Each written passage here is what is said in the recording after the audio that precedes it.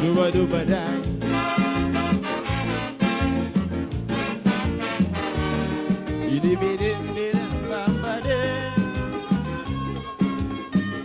This blessed country, oh land of beauty, I pray for thee.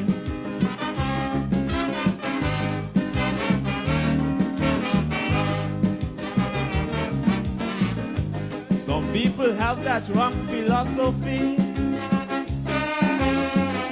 that politicians can save a country. They never try and do it spiritually. And now this system exploding on we. The country in a recession, a big change from the old time religion. Mankind rewriting history in a modern but a bad version. We living in our final days. Take a look and change your ways. Our beautiful country, going back to slavery days, only a prayer for the land can stop drug violence and crime. A prayer for the land, yes, these are the signs of the end of time. A prayer for the land, the price of living, man, is so high.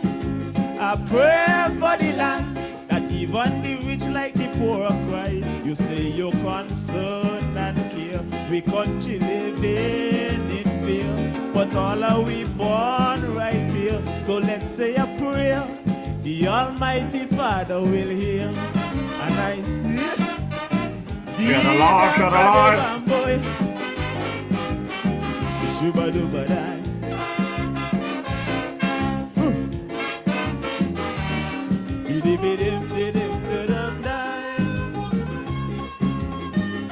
Oh God Almighty, show some mercy on this our country.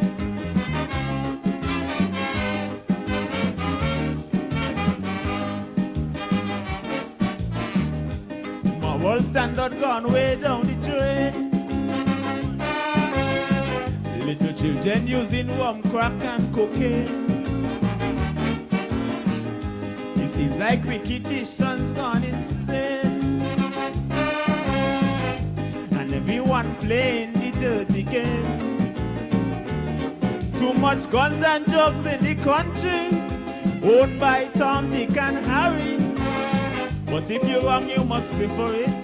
For the law, no one above it. Put an end to victimization, oppression and segregation. It's not a good thing for this country, so let's try and wipe it out totally with a prayer for the land, of fire and brimstone go burn with it.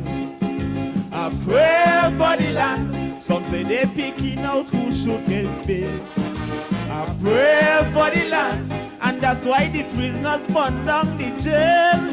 A prayer for the land, one day it must prevail. Please don't let this country become an next Haiti. No peace, no unity. Bow down humbly, the Almighty will answer it. Oh yeah, Dee-dam-ba-dam-boy, Shuba-duba-dai.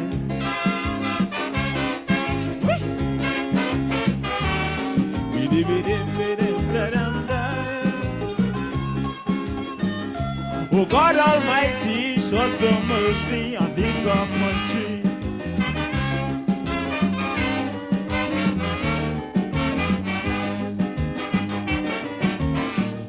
They now call we terror Paradise Island.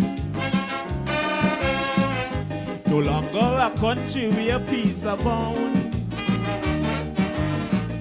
Yes, I used to boast about my land of beauty, the freest nation with democracy. But now we are the capital for drug pushers and money launderers. Shame and scandal is on we, take its name tarnish universally. Some blame it on the politicians for the unstabilized conditions. We going from bad to worse, our blessed country now cursed. But a prayer for the land will help us to live with other people. I pray for the land, for that's why the nation in big trouble. I pray for the land, united we stand, divided we fall. I pray for the land, citizens answer your duty call. Righteousness exalts a nation. The most I hate poor man depression. So I'm calling on everyone to take a stand. Take it, listen to my song.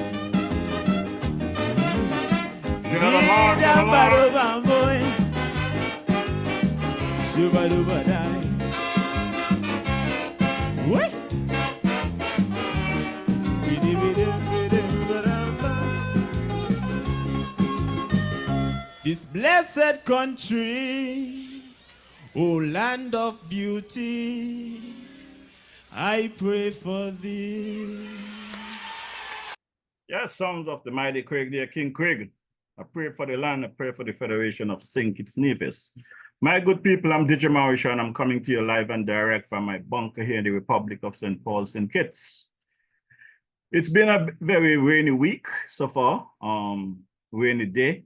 As a matter of fact, I've been getting several messages from folks in the UK, in Canada, and the US asking about some earthquake here in the Federation. I personally have not felt an earthquake, so I cannot give any update on that. So I guess your viewers online who always got the scoop, maybe you can respond to the folks there who might have concerns about anything here in the Federation. But I personally have not experienced any earthquake. What I've experienced this week, my good people, I come this evening to you with some very sad news and a very sad note and the passing of my cousin there, cousin, confidant, father, friend, whatever it is you can call it. A gentleman by the name of Alman Hutchinson out of the Republic of St. Paul's here, who reside in the UK, Birmingham to be exact, England, for over 50 plus years. He's also affectionately known as Jerry Carty. Yes, I got the sad news there, and Monday morning of his passing, I've been trying to get hold of myself, trying to understand what is really happening, what is going on in this universe. This is someone who I would speak to on a daily basis, and that opportunity will be no longer. So while the mercenaries out there and social media trying to destroy my character because of the fact that I may not agree with them and whatever their views on the present Prime Minister and the Labour Party, I guess they figure that they will try and damp my spirit. But the only thing that can damp my spirit or take me off my mission to educate and to bring information to you, my lovely people of St. Kitts Nevis, is the fact that my cousin, father, friend, confidant, Alman Hutchinson, aka Jerry Carty, has passed on. And this evening, I will do this program in memory of him.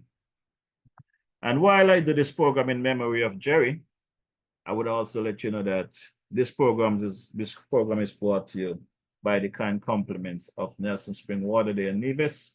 I'll give you a little more information in that regard in a bit. But I come to you this evening with a very, very heavy heart. The tears has been flowing since Monday. Don't have any control over the tears. I do not know when they will stop flow.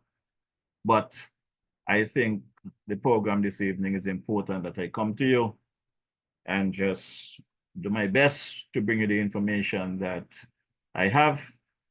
I know Jerry will be proud that I continue. He has been an advocate for St. Kitts Nevis and has been praying that things really change for positive for us here. Now, he have always said to me, boy, Jeffroy, there's a white guy that used to work with me at Dunlop, because he worked at Dunlop for years. He said, the gentleman always said, Jez, you could please 49% of the people. but you would never please 50%. So he passed that on to me. He said, Jeffrey, whatever you're doing out there, trying to promote the country and trying to look for positive for your people, he said, you're not going to be appreciated. You may please 50%, 49% of the people, but you will not please 50%. When I come here on a Wednesday evening, it's not to please, it's not to look for likes or love, it's to bring you the information as I see it and try to strike up a conversation and hoping for a better federation. Whether here locally in St. Kitts Nevis, regionally, or in the diaspora internationally. So for those of you out there on social media that have all this thing to say about the shooting and the killing on the street of St. Kitts Nevis, some of you are worse off than the gunmen them. Because if the things that you guys try to do to destroy people's character and their good name, if there was a body to show for it on the ground, or a funeral to show for it, you guys are way worse than what's happening in Syria and in these places over there that have a war. There's no war in St. Kitts Nevis, but for whatever reason, our people see it fit to go out and attack people's character. They cannot have a conversation and stick to the issue. When DJ Marisha come to you, I'm coming to you with the issues, not personalities. And I've said time and time again, I've warned you guys. I am capable of responding appropriately. And in due course, that may be the situation. But for this evening, out of respect for my cousin there, my good friend, Brother Alman Hutchinson, aka Jerry Carty, I'm going to try to do a very clean program this evening. In addition to that, Mother's Day weekend is upon us. You know, normally around Mother's Day, I drop a few tracks and try to give the mothers some love and everything. So you guys know how I love you guys out there. So let me drop this quick ad that you folks who might not be aware what this program is about, you might be running around social media and running to this program. So let me give you a quick synopsis of what this program is about. Wednesday evenings are heating up. Log on to DJ Marishall's Facebook Live broadcast every Wednesday evening from 6 to 8 p.m. It's a frank and candid exploration into the social, cultural, political, and economic issues affecting our federation. And just in case you missed it, you can also catch the broadcast on his YouTube channel, DJ Marishall. Subscribe to the channel on YouTube and smash that bell. You will be notified whenever he goes live. DJ Marishall, every Wednesday evening, Facebook 6 to 8 p.m.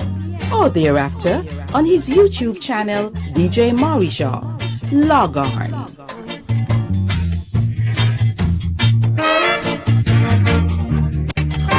Yes, that's the information for my YouTube channel, but let me give a quick run of my boy here, the man Carbo. Carbo's there in Fountain Nevis. Take a quick listen. Carbo's, located at Fountain Village in Nevis, is the go-to spot for your Saturday treats. Tantalize your taste buds with his delectable Carbo's Delicacy Goat Water. Or, if you prefer some soul food, then Carbo's Punji and Fish is definitely the way to go. Call ahead and reserve at 869-663-9694.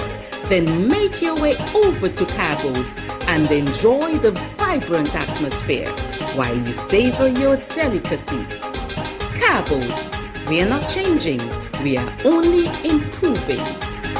Food all over, food all over, you got the food all over. Yeah, that's Brother Carbo there in Fountain Nevis, and Carbo have expanded his service. You know, Carbo now delivers island-wide and Nevis and federation-wise here in the Federation of St. Kitts Nevis. He's available for catering, goat water, fungi and fish, whatever your needs. Feel free to give Carbo a call. Just make sure you call him a few days prior that he can organize himself. So check out my boy Carbo, and he will take care of you. Let's let him know that DJ Mauritius sent you. Let's take a quick listen to my girl, dear sister Carmen as well. Carmen Catering Service. Girl Sandra, you know where you can find nice fresh local food 7 days a week, one provision and all kind of thing. Girl, where? Right down there by Shellings, by Carmen Catering Services. Girl, she opposite the bus stop. Girl, and she also cater for weddings, parties, anything you want to cater for, funeral and all. Girl, and trust me, you're gonna enjoy the food. And she also selling bites and sundaes. Opposite the car shop, right down the main road. Girl, you could call 665-1494 or 663-6005 to order your food or go and pick up your food. Girl, the food that is finger licking and you get your money worth. You ain't want nothing better than that. For sure, check out my girl there, Carmen Charlene, Monday to Saturday, anytime from 12 to 5. Also, on a Sunday, you check her there at the Ogaro's, opposite the Ogaro shop there in Boyd's Village.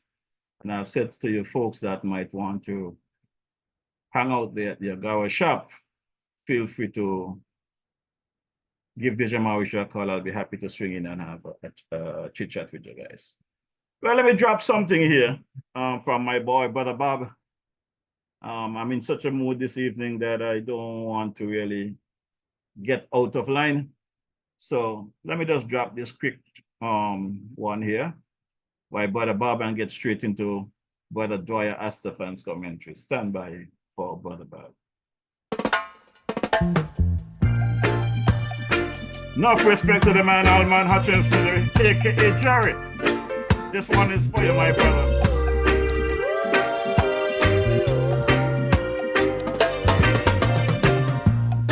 Man to man is so unjust.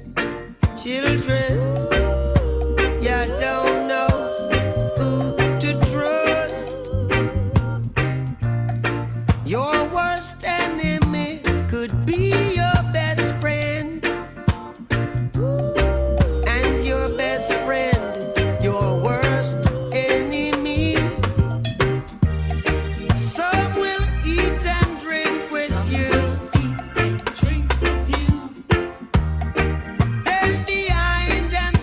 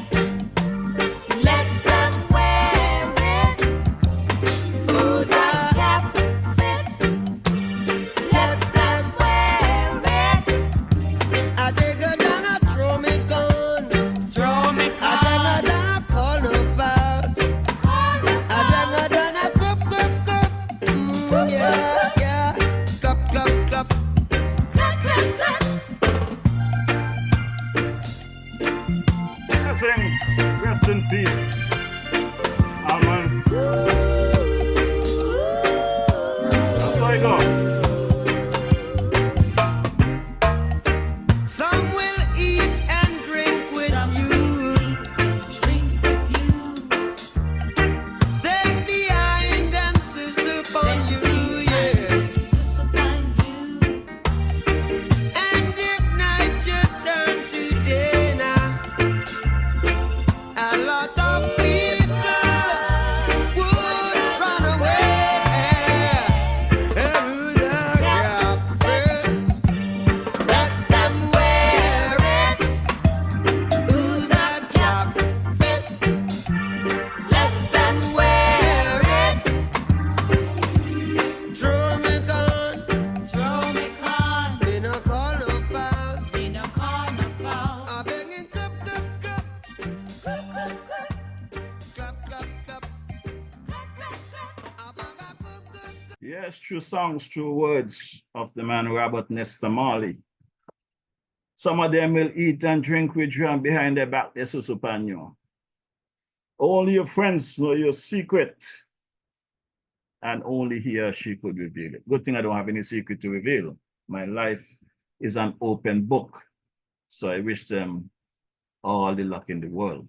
So before I get too much deeper into the program, because we're going to really hit a few tunes tonight in the memory of my brother Jerry Carty, let me get straight into the commentary for Honorable J.A. Dwight Astafan for today, Wednesday, May 8th. As I said, it's a slumber evening for me, so bear with me this evening. I will try and not displease you. I'll give you the best possible show. In light of the fact that my heart is heavy this evening, very heavy heart, very, very heavy heart. So stand by for J.A. Dwyer Astafan's commentary.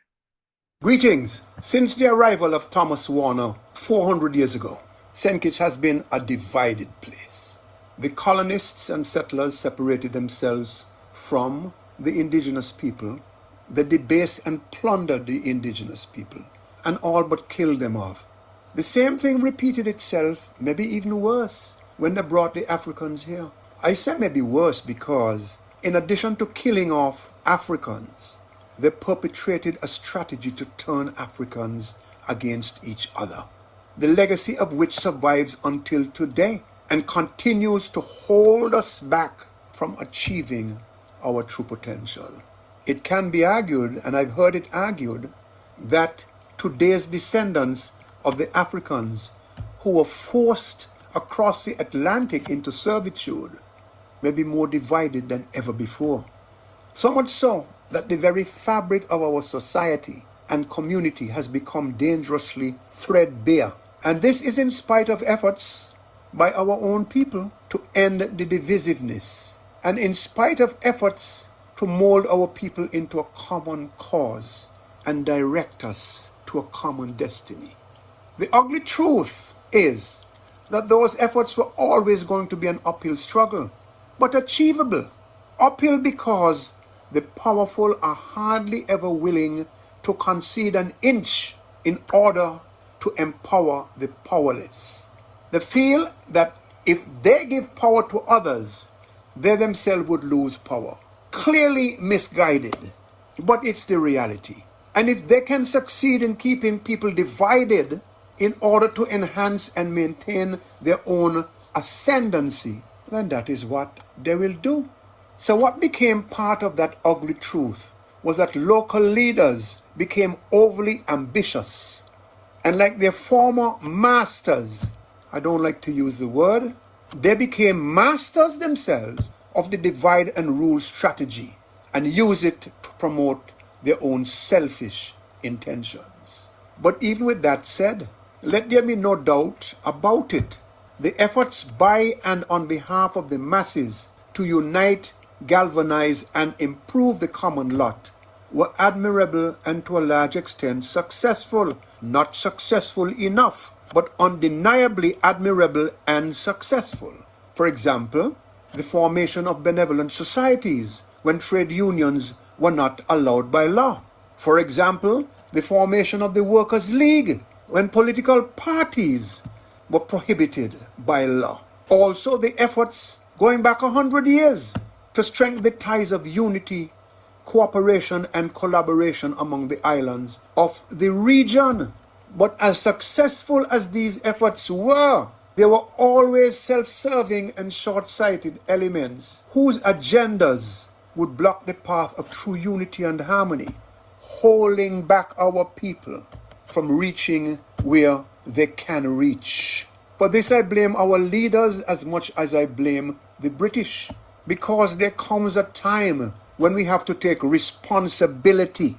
There comes a time when we have to take what's in front of us and remedy what needs to be remedied, and take what's good and make it better. How can we gain respect and appreciation of descendants of ours and of history if the consequences of what we do or do not do are no different from the consequences of what the British did for 400 years and counting?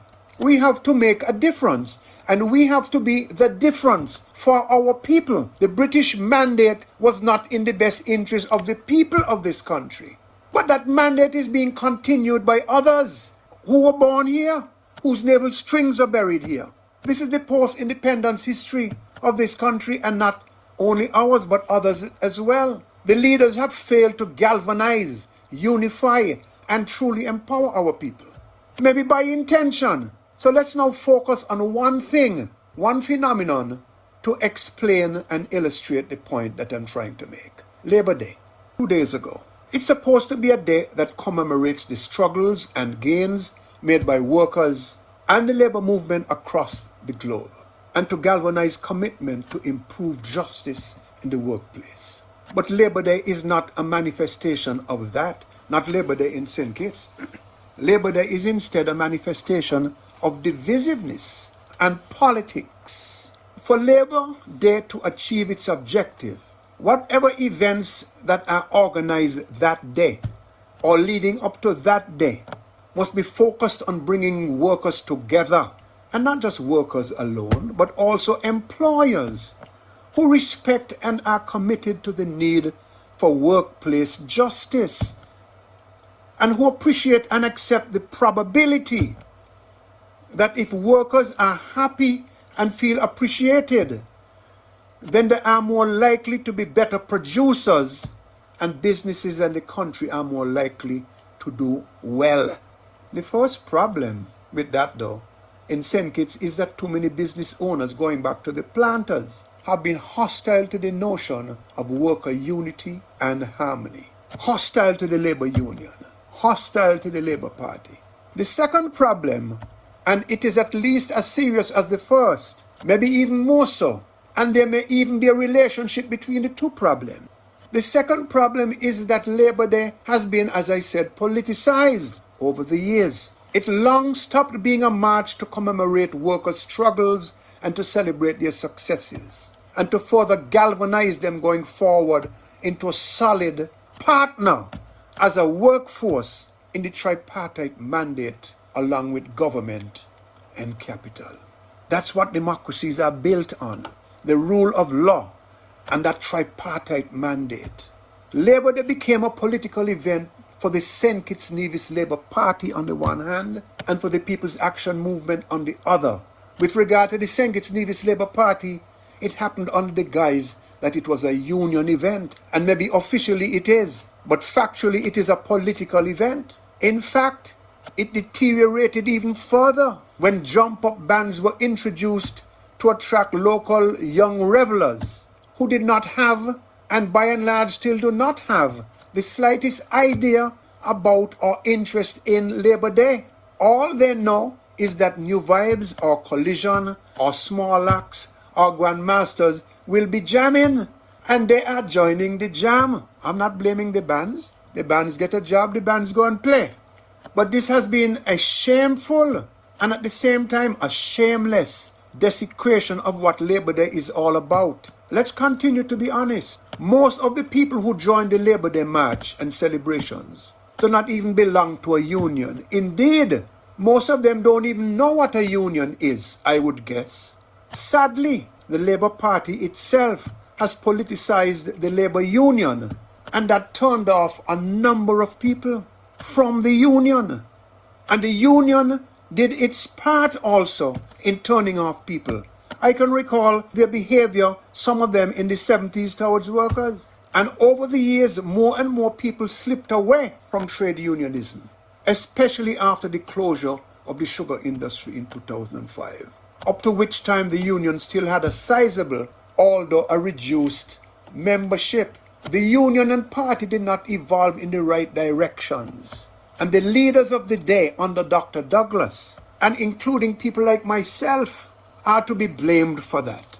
And having gone through that experience, it would take the skills and powers of Jesus and Mohammed and Siva and Confucius to persuade me that the then Labour Party leader was a true supporter of unionism and workplace justice.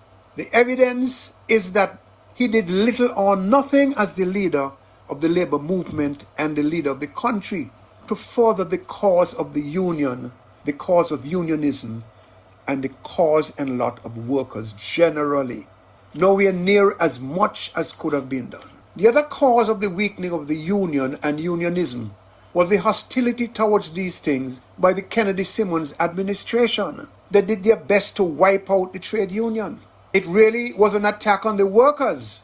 Although for them it was politics to try to diminish the Labour Party. Their bosses, remember, Pam's bosses, were the business establishment, and Pam could only serve one master. The Labour Party, on the other hand, under Dr. Douglas, and I expressed this opinion after years of hindsight, pretended to do a balancing act between workers and business establishment, but in fact tilted in favor of business. It is my opinion that Dr. Douglas made the workers feel that he was for them. I remember him saying how much he cried in his pillow when he thought of the high electricity rates being charged around a Labor Day time, and encourage workers to march on Labor Day for concern on the same electricity rates which came under his purview as the Prime Minister, as if making a mockery of the people, in my respectful opinion. So it is my opinion that he made the workers feel that he was for them, but he allowed employers to get away with too much in the workplace. And that got worse under the leadership of Dr. Timothy Harris. But sadly, it continues today. So it should come as no surprise that workers who know about the union may not trust it because of its close ties with the Labour Party and its serious shrinkage as an important national institution should come as no surprise. Those who know it, a lot of them, distrust it and have been uncomfortable with the political connection and the politicization of the movement itself. Other workers do not even know about unionism, and many workers are afraid to question their situations. I hear their stifled, agonizing cries almost daily. They are afraid to speak to their workmates because they don't know who is going to squeal on them and cause them to lose their work. They are afraid of their bosses. So how much celebration do we have on a Labor Day when our workers are crying out in agony and there's so much injustice still in the workplace and trade unionism is so highly politicized? How much? Our workers are weak individually and weak collectively. The institutions to support workers' rights, workplace justice are weak, not trusted, and of course certain people deliberately try to destroy them. And a nation of frustrated, fearful, unhappy workers cannot be a successful nation. So on Labor Day, instead of a genuine workers' march, we see a political march, at least between the majorettes who are in front and the jammers who are in the back. And we see PAM having their thing at their headquarters, with the workers of this country in either one event or the other, or in none, disgusted as many of them are with the whole thing and deciding to stay at home or go to the beach or have a picnic or something else. The bottom line here is that Labor Day demonstrates not worker unity, but worker divisiveness and cheap politics. And that isn't what it's supposed to do.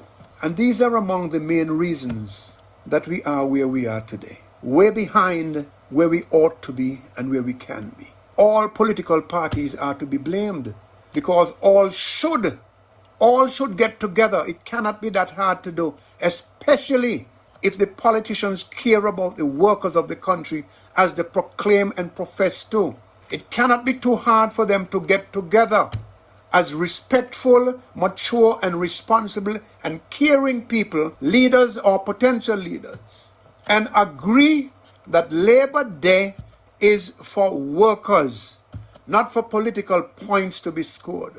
March together in solidarity with workers, no red, no yellow. Start uniting and healing the country. In my opinion, it will make a miraculous difference. We might see an increase in respect, trust, and love for each other. Politicians and people alike. A more confident, happy, and productive workforce. A freer and more productive and dynamic national conversation, and more responsible. Greater democracy and transparency. A stronger economy. A more stable society. And a new energy to galvanize and unite our communities. We might even see a drop in crime, and that would be welcome. And a drop in these brutal murders that are being committed on our soil these days and for so many years. And this brutality didn't start yesterday or under the Harris administration or under the Douglas administration. It started way back, but this is the whirlwind that is being reaped now because we sowed the wind. So I pray that Labor Day 2024 will be the last political Labor Day in the history of St. Kitts and Nevis. And I call upon Dr. Drew, our country's leader and the leader of Labor, and I call upon the other leaders, not just in the political community, but in the broader community, to sit down like big, responsible, and respectful people and get this thing done. Thank you very much. You know, Brother Astafan, you said a mouthful there about this Labor Day affair. And I have strongly felt that way for some time. Felt that way very strongly for some time. And whenever I speak about it, some folks take it as I'm cussing government. I pray for the day that our people can get their mind out of this party politics issues and speak truth to power. Doesn't matter what party you support. If it was wrong under Bratcher, you got to be wrong under Simmons. If it was wrong under Simmons, you got to be wrong under Douglas. If it was wrong under Douglas, you have to be wrong under Timothy. If it was wrong under Timothy, you have to be wrong under Drew. It does not matter who is in government. If something is wrong for the people and the federation is just simple wrong. Why are people taking things personal and out there want to crucify folks because they give an opinion? Dwyer is correct about the state of affairs with the labor movement or the labor union. I was a very quiet individual when I arrived in New York. I became a rebel when I joined the Bronx Lebanon Hospital. I became a representative of the people as a union rep, a shop steward, a delegate, whatever you want to call it. That was what bring me out to the public when I realized how management treat people. And it was not just management doing wrong. There was employees as well who want to get paid and don't want to do no work. While you had supervisors trying their best to work with employees, some of them, supervisors also were taking advantage. And throughout my life, I find myself in this situation, doing right by people. And to every time I do right, I get beat up upon. But that is okay. My cousin Catherine always tell me, Jeffrey, you are still here because God put you here for a purpose, and you have not completed your task as yet. So whatever it takes, whatever beating it takes, I am prepared and ready for the task. I don't have a problem with it, but no one gonna take this mouthpiece away. The knowledge and the talent that was given to me by God, I will continue to use it to the best interest of our people, whether here locally, regionally, or internationally. So for those of you mercenaries out there on social media, you all have a job on your hand, and you all not doing a very good job, because basically last week, you guys put all kind of propaganda all over the place. All it did was promoted me and advanced me, because my numbers went higher. And I'm getting the calls and the comments. We are sensible people are saying, boy, Marisha, ignore the noise, ignore them. We know better. We know what you're doing. We know your works with the NYPD. You cannot be in this kind of stuff if your character was what they say it is. So people want to give your life to fit their narrative. While their life out there was done, some of them live like dogs, like I said previously. Their heart are worse than animals. I see when people used to get cats in their homes to get rid of mice and rats. Today, you'll find that the cats and the rat drinking out of the same bowl. Cats and dogs playing. Even here in St. Kitts Nevis, people used to get dogs to keep monkeys out of their grounds. Now the monkey and the dog, they're eating out of the same bowl. Our people of St. Kitts and Nevis, we need to get hold of ourselves and stop let politics divide us like this. We have to stop it. Just last Wednesday night, is it Wednesday or Tuesday night? It have to be Tuesday night. Whenever was the meeting here in St. Paul's, I had an experience and I just laughed to myself. Walking from here at my bunker down to the road where the meeting was taking place, I hear people sitting on their step or on the side outside. They're not going to no meeting because they're not happy about this and they're not happy about that. And I listen to the talk until I get down to the meeting. And when I got down to that meeting, the meeting was cant. Smallest meeting I ever seen for labor when it comes to a pre-labor day meeting. But some people try to cover it up as if nothing is wrong. If you got a problem and you're going to cover it up and don't address the problem, you cannot fix it.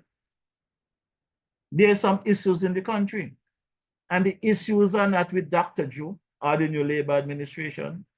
The issues are whatever was planted prior to the 2022 election is still there surfacing and manifesting itself. Unless Prime Minister Drew and his team address this thing head on, and we go into a next election with the atmosphere we have, there are going to be problems for the Labour Party. We need to address these issues and address them head on. The farmer administration, which comprises of 3 parties, the People's Action Movement, PAM, led by Sean Richards, the PLP, the People's Labour Party, led by the former Prime Minister, Timothy Harris, and the Concerned Citizen Movement, CCM, led by Premier Brantley. Those 3 destroy the fabric of this country in 7.5 years. Totally destroy the people. Totally destroy. Turn people to beggars. Everybody expect a free handout. Nobody wants to do nothing. And if they don't get that handout, what? The country ain't running good. The Prime Minister ain't doing a good job because they don't get a handout. There's work out there, go and do your work. Look at what's taking place right now. The same Premier Brantley that sat in Parliament with the other 2 from 2015 to 2022 and sit in cabinet and everything was nice. Best Prime Minister ever. Now look where he is. He's supposed to be the leader of the opposition in the federal parliament. It appears that there's no opposition. And why I'm going to say there's no opposition, because I am listening to conversation taking place in Parliament last week. I heard the current Deputy Prime Minister, the Honorable Geoffrey Handley, made a statement last week in Parliament. And I have concerns about Geoffrey Handley's statement. I reach out to the Honorable Geoffrey Handley. I call him via regular phone, via WhatsApp, and I message him following his statement in Parliament. And I let him know I need to hear from him before this program tonight. Because if he don't clarify things for me privately, he will have to do it publicly. I'm not going to sit back I know that there's government ministers, any government out there, misleading the people, doing wrong to the people, and support it and stand by it. So tonight I am calling on the Honorable Jeffrey Hanley. I am going to play a clip right now, Jeffrey, and I want you to clarify what you mean by this statement. I have done my investigation, and based on the information I find out, I need some clarity to your statement. Take a quick listen to this clip, my good people. Greetings. Since the arrival. No, wrong Dwyer, not you. I finished with you. Let's deal with Brother Hanley. The Joshua Obadiah Williams Primary School will be going out again to tender very shortly. The bids, as I was informed, the bids received from the first tender process were non-responsive, and so a second bid process will take place very shortly. So, according to Brother Hanley, the bid that went out for the Joshua Obadiah School for construction was non-responsive. That is the word I need Brother Hanley to clarify. What do you mean by the bids were non-responsive? I have done my investigation and found out that at least 2 contractors bid on that job. 2 contractors. So what is your definition of non-responsive? Is it that the 2 contractors that bid on that job, you guys don't want to give the job to?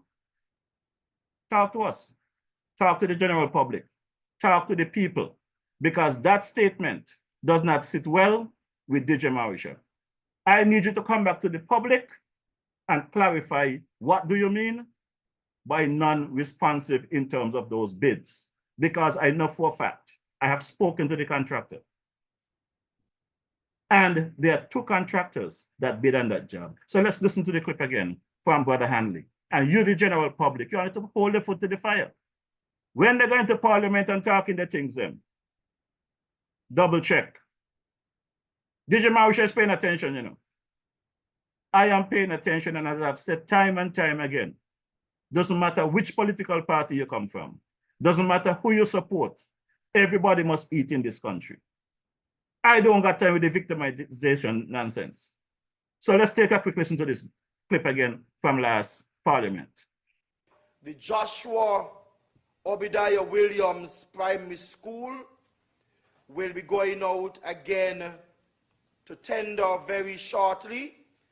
The bids, as I was informed, the bids received from the first tender process were non-responsive, and so a second bid process will take place very shortly. So, my good people, when you ask your brother Jeffrey Hanley, tell him DJ Marisha trying to get some clarity. Maybe you guys could get the clarity and get back to me. But I know for a fact that 2 contractors bid on that school. When people go out for bid, they have to pay for those documents. They have to pay to prepare these bids. A lot of money involved. So when contractors going to go out there and bid on this job, you all need to cut out your nonsense. You know? You all need to cut out your all nonsense. We need to talk to the people and be straight to the people. I need to know, Brother Hanley, what is your definition of non-responsive in regards to those bids? I really need to know, what do you mean by that? Now, I also been receiving some phone calls from some people around the globe about situation that transpired a week ago, 2 weeks ago, with the blackout there at the JNF. I cannot speak to the operations of the JNF. I can speak to what I know is required and should take place. So before I get into that part of the conversation, let me say a quick good evening to some of your viewership online, and I'm not going to be able to get to everyone because I can see that the thread is overloaded already. But let me say good evening to Sister Ruthlin Hill. How about my girl there, Loretta, over there at the mango, the culture by the Nevis under the mango tree. Clayton Davis, good evening. How are you doing? Hope all is well. Brother Ike and Ines, MSC, good evening. How are you doing? Brother Elvis Marisha, good evening. Pauline Swanston, good evening. Suzette Matthews, good evening. Valerie Hanley, Donovan, sorry, good evening. Hazel Claxton, how are you doing, my girl? Everything good with you? Earl Prentice, how are you doing? Antonia Maynard, good evening, sir. How are you doing? Tara Libard, how are you doing? How is things there in the Toronto area? Sister Caitlin DeGuire, how are you doing? Hope all is well. In Evelyn, Kejana Bridgewater, good evening. Brother Desmond Claxton, how are you doing? Well, Chubby, our boy gone, you know. Jerry passed away on Monday. So, you know, my life will not be the same without my brother there. Brother Alman Hutchinson, aka Jerry Carty, who resides there in Birmingham, UK, out of St. Paul's. So my heart is a bit heavy this evening, my folks, so just bear with me. Matt Gabriel, good evening. Terence Arundel. Albert Rubain, how are you doing, sir? Good evening. Chester Watson, good evening, my brother Dorothy Allen, my mascot, how are you doing? I want to also say good evening to my girl, dear sister Haley Tennant there in Scotland. How are you doing? Ambassador Creeley over there in the Morocco area. Good evening, sir. How are you doing? Shavante Huggins, how are you doing? Brother Deacon, Harold Jeffers, good evening. How are you doing? Brother Elvis Williams, the King Freddy, how are you doing? Hope all is well. Bouncer Francis, welcome to the ride. Glenville Stanley, welcome to the ride. Hope all is well. Randa Brown, Ingrid O'Loughlin, good evening. Gemini Nisbet, welcome. Jack Wheat, welcome. Brother Sebastian Williams, welcome to the ride. Margaret Skeet, welcome to the ride. Patricia Hazel, Kelvin Carty, welcome to the ride. Diane Flanders, welcome to the ride. Alston Connor, Patricia Hazel, Campbell Warner. JT Thomas, JD Taylor, how are you doing? Montclair Tito Sadler, how are you doing? Brother Avon Brown, how are you doing, my brother? Good evening. Hope all is well. Sandra Merritt, Sylvia Ward.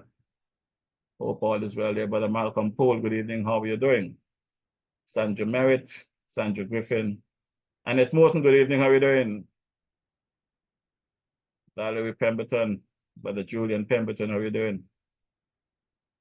Elizabeth Zakers, good evening. Welcome to the ride. Sophia Warner, how about my girl that you're doing? Endurance Edwards, everything good with you?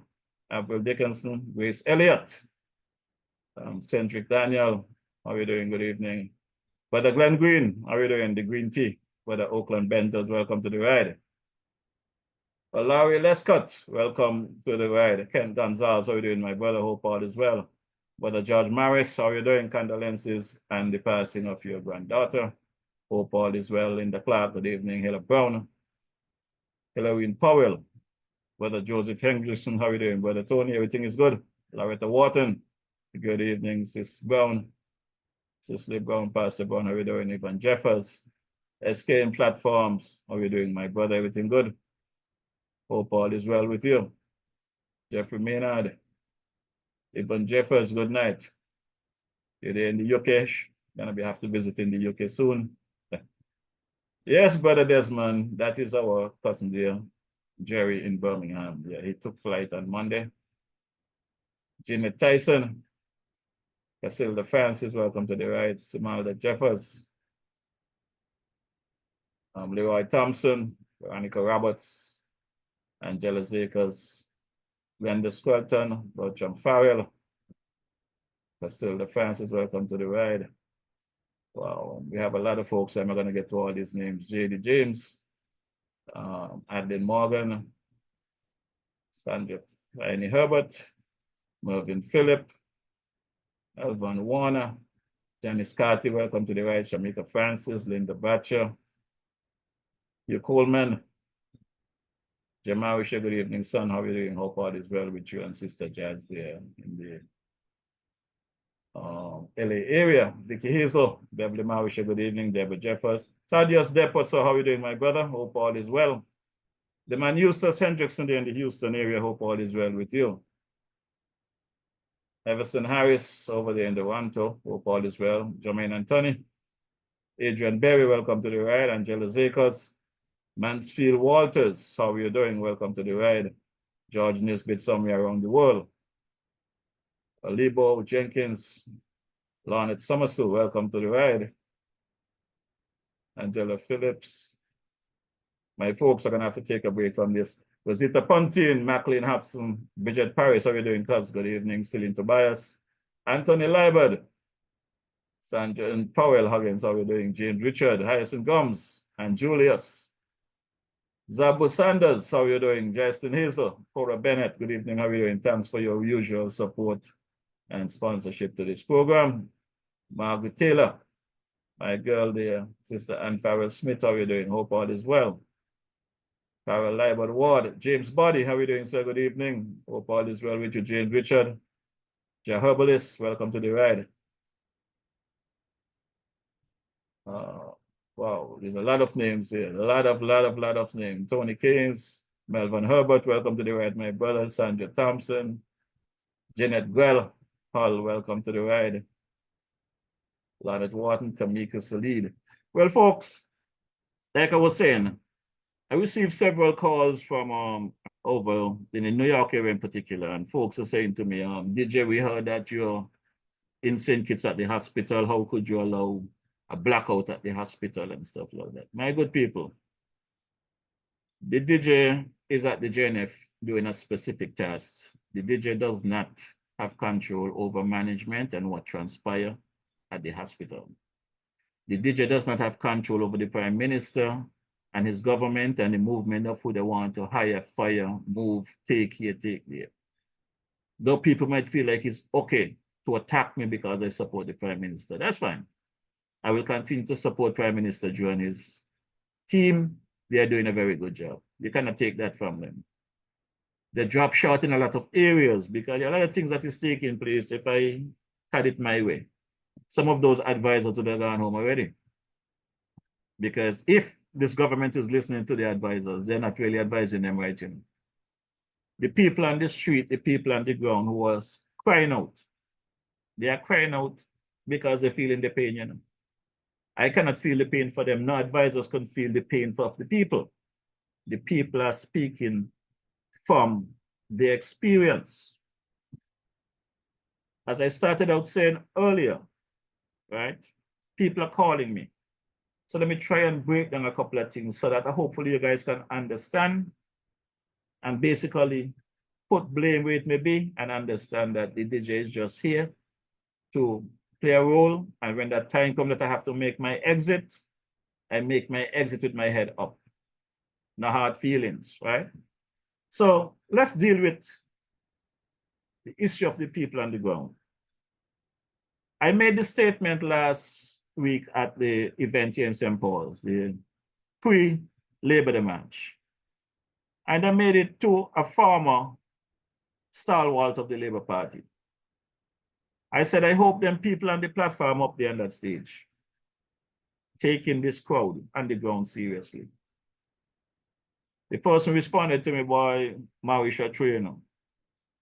The crowd is of a concern, is not as big as we are accustomed to. And I said, well, whatever it is, let's wait and see what Labour they look like. And following that conversation, I went by my partner across the street and I repeated what I said. And my partner and a young lady took me to task, wanted to know what I'm talking about. The crowd is big and whatever. I said, big man, if this is what you guys want to believe is fine, but I want you all to understand something. When you go to the polls to vote, it's the numbers that put a government in office, not an opinion of you. You only one vote. The opinion of the masses is who their vote will put a government in office, not your opinion. So you want to cuss me because of my statement? Fine, no problem. But I am saying the conversation on the ground is real and people are serious about the conversation. This is not the days when people are so diehard connected to a particular party, when they're going to tell their kids, you're going to go and vote for A or B. The kids of today have their own minds. And if they don't feel like they are given the respect or given what is due, you're not going to get their support. And mind you, while I'm saying this, you know, there are some people with their mouth in the trough taking 2, 3, 4, 5 bites, you know, while some people ain't getting a chance and they're still crying out. While there are some genuine people that are suffering, genuine people that are suffering. And the government have to find a way to get to the grassroots in the community and make sure that they are taken care of. That is what you was elected to do. You cannot have the people that was there eating under Watcher, still eating under Simmons government, still eating under Douglas government, still eating under Unity, and still now pressuring the poor people that vote for change. And that's really what is the situation. There are some people in position who are put there to help, and they're not helping the people. They are there dictating how much you must get, how much you shouldn't get. I was telling someone earlier today, there's some of them out there, they got to study to be a doctor, and yes, they get their doctor certificates. And there's some again who went out there to get their doctorate. And in their minds, they believe they're real doctors because they are now doctor this and doctor that. And they flaunt in their degrees. Some of them degrees is hotter than a high pressure boiler, steam boiler, with the amount of degrees they got. But with the degrees that they got, they're still ain't got no common sense. Because simple things that you tell them that should make sense, they can't comprehend it. They're doing more damage than good. Many of them is hurting the Labour Party. They are there hurting the Labour Party. Is either they don't care, they don't know better, or their purpose is destroying the fabric of the Labour Party and by extension the people. DJ Marish are going to say things like it is. Who don't like it tough? My partner Elman Harley tell them tough. But talk the things the way they are. Tonight, like I said, this program is in the memory of Alman Hutchinson, aka Jerry Carty. And I remember when I was campaigning to get rid of the farmer, Jerry called me and told me, boy, Jeffrey, why you hurting your head about them people along there? Why you hurting up your head? Leave them alone. They're not going to learn. They like it so. I said, Jerry, do I appreciate your concern? And I understand what you are saying. This fight is for me. This one is for me. Timothy got to go. Anybody but Tim. Timothy had to go. And I take the fight to Timothy. It's just about maybe 2 weeks ago, we had the same conversation again. And he asked me, why am I fighting a war for them people in Nevis? If they don't want to do what they need to do to better their life, why are you stressing over them? I said, partner Jerry, the honest truth is, I really thought that the opposition there in Nevis needed some help. And they needed a push. So I got involved. What I done with that since the awareness march I put in place. I say when I talk about Nevis, I speak about Nevis in regards to what is happening to open up the eyes of the Nevis people. If they don't want to go and stand up for their own rights, it's up to them. They don't want to do things to help themselves, it's up to them. I am just speaking to have a conversation. If they like it so over there, let them keep it so. Because for the life of me, I do not believe that there is no one on Nevis that is capable of doing whatever work to be done in that hospital wing. Premier Brantley came to us and said that there was 2 construction companies capable of doing the work. They was given the job to build that wing. One of them was Evelyn Construction. They are standing by and waiting patiently for these quantity surveys. And once you receive it, the job will start right away. They're ready to go forward with the job. When just last week, I hear the same Brantley come back tell us he received the quantity surveys, but there's no one on the island, no contractors on the island capable of doing the work. And the people of Navy sit down on that and accept that. And if all you want to do that, that is all fine. But like I said, when I come here on a Wednesday evening, it's to have a conversation with you. For you to have a conversation with me, I want to know what is going on in the minds of the people of St. Kitts Nevis, here locally in the Federation, regionally and internationally. We all cannot be jackasses. I will not be an ass for nobody. I will ask questions. And that is why some of you are going to be upset with me, because I'm going to ask questions. I always try to ask them privately. When I cannot get a response privately, I'm going to come here and ask the questions here. Who don't like it, tough. But my good people, we are benefiting the life we have today because the people before us fight for us and fight for the benefit of this country. That is why we are benefiting now. And if we don't stand up now, what's going to happen to the kids we got coming? What is going to happen to the kids to come? What kind of world are we going to be leaving for our kids that is coming up? A lot of young kids out there born in it. A lot of young kids born. Nevis is in a mess. No matter how the Prime Minister laugh with Premier Brantley and how they take pictures, no worry about that. Deal with the issues. Nevis is in a mess. I was in Nevis on the weekend. When 7, 8 o'clock come, Nevis dark. I count the people on the street. You got more donkeys that walk in the road in Charlestown than people. We might laugh about it, but it's not a joke. Nevis is in a mess under the current government. The local NIA, led by Premier Brantley.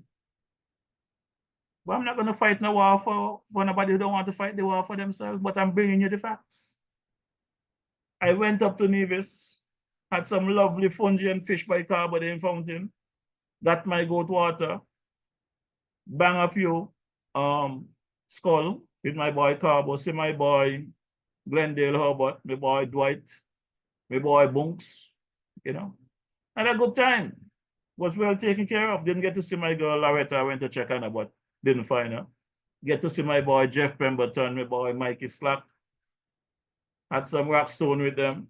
Everything was nice. The people on Nevis, for me personally, I can go there and have a good time. But it's not about Marisha. This is about the people to survive and live comfortable in Nevis. This thing about geothermal, I said it before, you know, no matter how they come and tell us about geothermal ain't going to realize in my lifetime.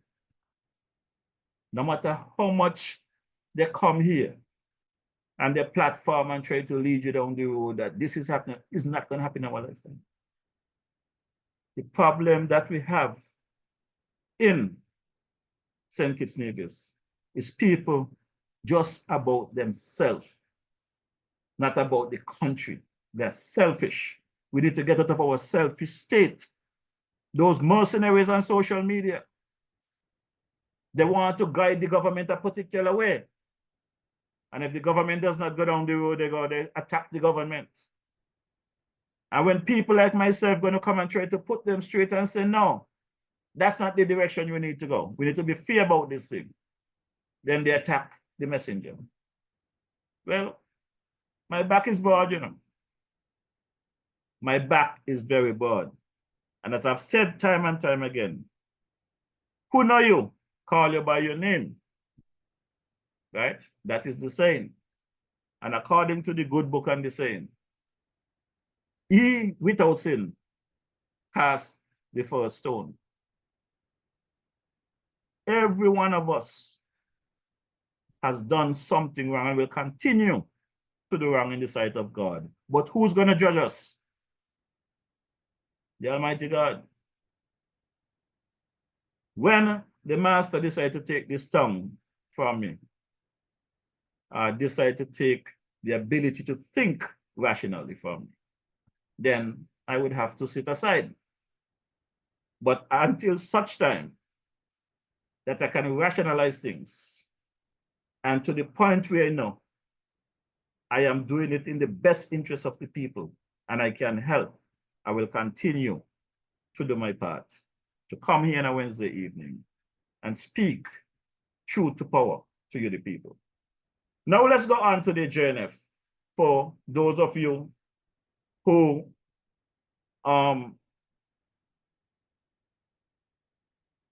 trying to blame me for blackout. I did not even know about a blackout at the JNF until after I get off my program that night. Someone told me there was a blackout at the JNF.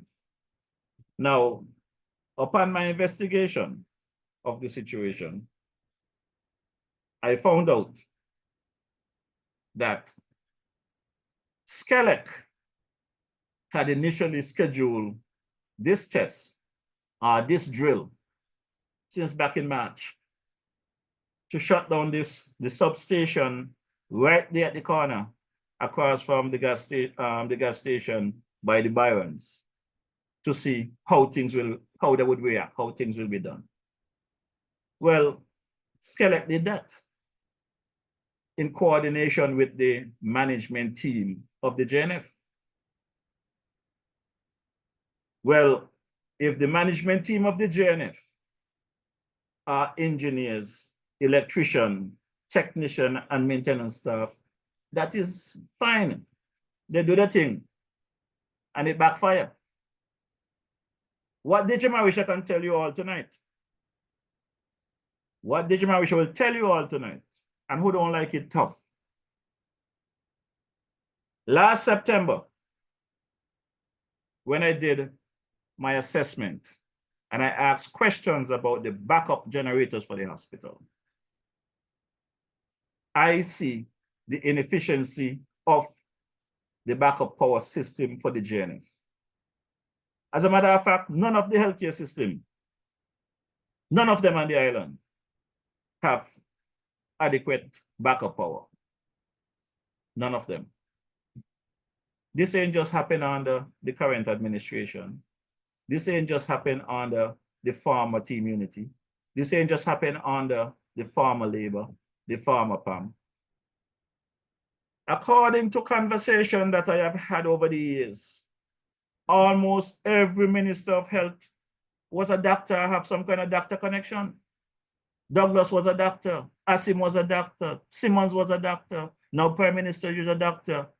You had people like Wendy Phipps and them there. Marcelo Lai, but I think was a minister of health as well. I don't know. But it appears as though, as I said earlier, these people that have their doctorate and their PhDs and whatever degrees they have, they believe that they're the smartest. They know everything how to run a facility. Paperwork don't do this kind of work. Certificate and opinions does not run a diesel engine. I can say to you here this evening, for many of you who live in Canada or the US or the UK or any place out there, you see those Mack trucks, we call them Mack truck, on the highway, tearing up the highway. In the UK, they call them lorries. Those diesel engines are just the same as a backup generator. They're diesel generators. The more they run, the better they perform. They love to drink diesel. They love to have gas. In any situation that you're going to have a backup generator system in a facility, whether it's a health institution or any place, and you don't run it at least weekly, even if not daily, if you don't run it weekly, once a week for 15 or 20 minutes, you're not doing it any good. You're not saving the engine, you're mashing up the engine by not running it. I brought that to the attention of the powers that be. I told them at least once a week, the backup generator should be run. Once a week, minimum. Once a month and full load. This is what we did in the US. At the institution where I work, we had 5 diesel engines bigger than these. Buildings are much larger. We carry more load, more weight. I was in charge, yours truly. I was the lead electrician.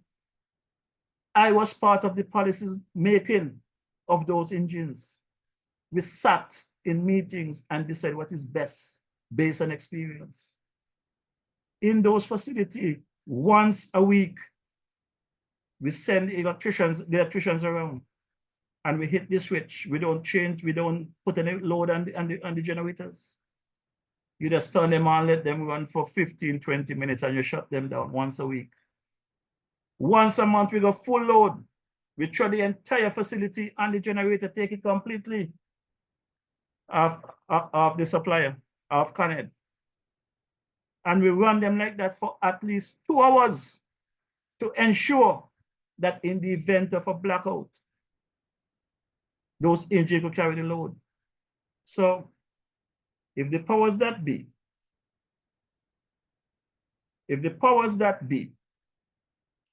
going to make these decisions with Skelec to shut down a substation, not knowing that their engine is capable of kicking in, that is up to them. Marie should not take no heat for that. Who don't like it, tough. But I would hope that the Prime Minister get a chance to listen to this program. Whoever in a position to make a change, get a chance to listen to this program and understand that not only the weekly in-service of these engines need to take place regularly, they must also be put on full load monthly. In addition, one backup generator for a facility like JNF is unheard of. You must have at least 2 backup engines. If one goes down, you must have a second one to swing over to. You can't have one engine, you're not maintaining the engine, and when that don't kick in, there's nothing else to go to. It's a health institution. And this is a problem throughout the Federation, my good people. And like I said, this is not an issue for this new administration. This has been the history of the health system. We have it on Nevis, we have it on St. Kitts. The problem is that people seem they don't want to take responsibility.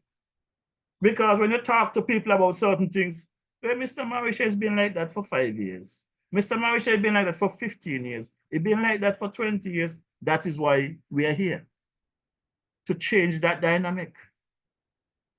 It was that way for 15, 20 years under previous administration. Dr. Joe put you here to make a difference, to change what it was to what it should be. Man, I have all kind of policies here in my house that I brought down from North America. I got a lot of policies here. All I'm waiting is for them to give me the okay to make the necessary adjustment to what JNF is required, and we do the transfer and do what needs to get done. So on that note, I'm not going to get too deep into the operation of the JNF, right? But what I can say is that the general public, you are correct. We need some serious intervention in the healthcare system in the Federation of St. Kitts and Nevis from a federal level. And when I say from a federal level, even the hospital wing over there in Nevis, that has received so much attention. I think the federal government should take it out of Premier Brantley's hand and finish the job. I hear people talking about breaking down the building. There's no need to break down the building. Whatever it is, it can be used for whatever it's built at the moment for. I could assist in that if they want me to. I asked for a tour. Still waiting on the tour. Premier Brantley is saying that nobody on island can install or can build out. I wonder if Premier Brantley understand that for the 20 plus years, almost 30 years, that I have built out ICUs, recovery room, or medical wards, surgical ward, hematology, name it. Anything that you can think about in a hospital, this young man sitting here in front of you has worked with a team, lead a team, and get it done. I'll go a step further before I move on. There was a situation once on the Franklin Tower. They built the tower and they put some unit on the roof, some boilers and some air conditioning units. After the building was open, they realized that the air conditioning unit was too small to take care of the cooling of the buildings. Now they decide to upgrade. The smart people sit in a boardroom. The jacket and tie fellows. They sit in a boardroom without the construction people such as myself. And they decided, since those turbines are too small, let's put in some bigger turbines. And they did put them in. But guess what? After they put in those turbines, the power that we had couldn't run them, you know. So the next thing we had to go now and upgrade the power. So we had to strip those transformers down to the ground, taking out every single thing, shut down everything. So how would the hospital continue to operate without power from CANED? My good people, this is where the generator came in. When they called me into the room and explained to me the plan, they want to know my opinion. I said to them, the engines there, those generators that we have there, they are capable to run and provide power like any other power company. They say, okay, Mr. Mauricio, you're in charge. We went and we transferred the Franklin building to generator. That was there for 2 months. We had the building running on the regular house generator. We took it off CANED, lock it out, shut down everything from the manhole, while we rebuild the transformer to accommodate those chillers on the roof. Now, following building out those transformers and getting things back to normal, we are now ready to go back from generator to CANED. Mr. Mauricio again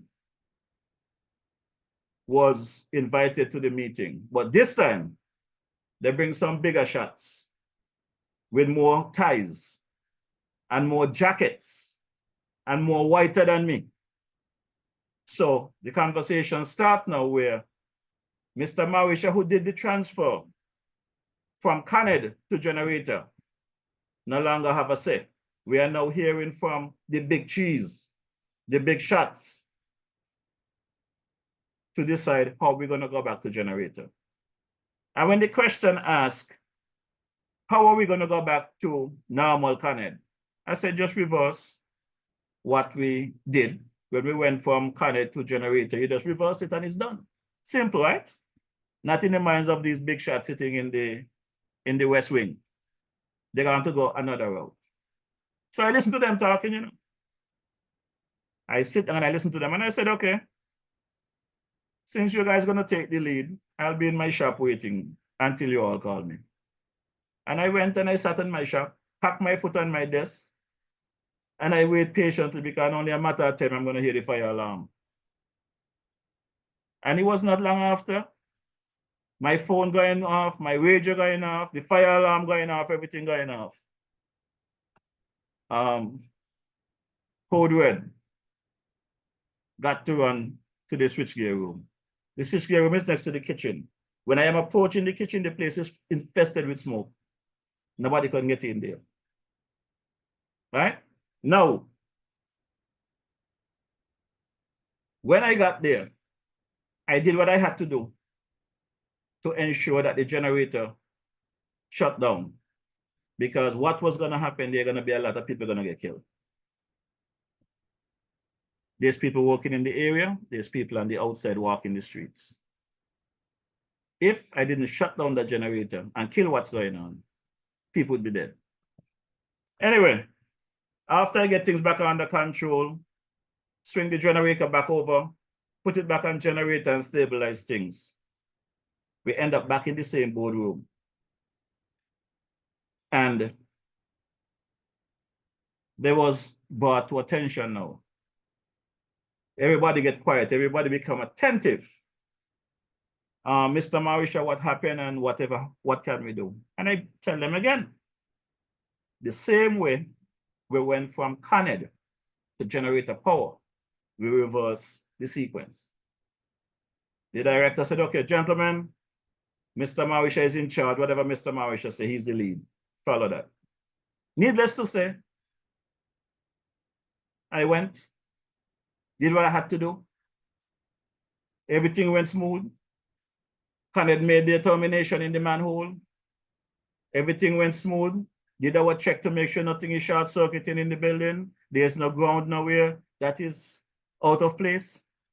And smooth like that, boom.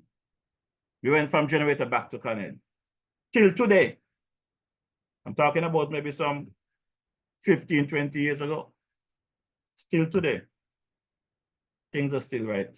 I'm still getting phone calls. I still have the respect from management, from my coworkers who's still there, from the nurses and doctors that knows me. So when people out there chatting nonsense about Marisha get terminated, Marisha thief, Marisha, I laugh.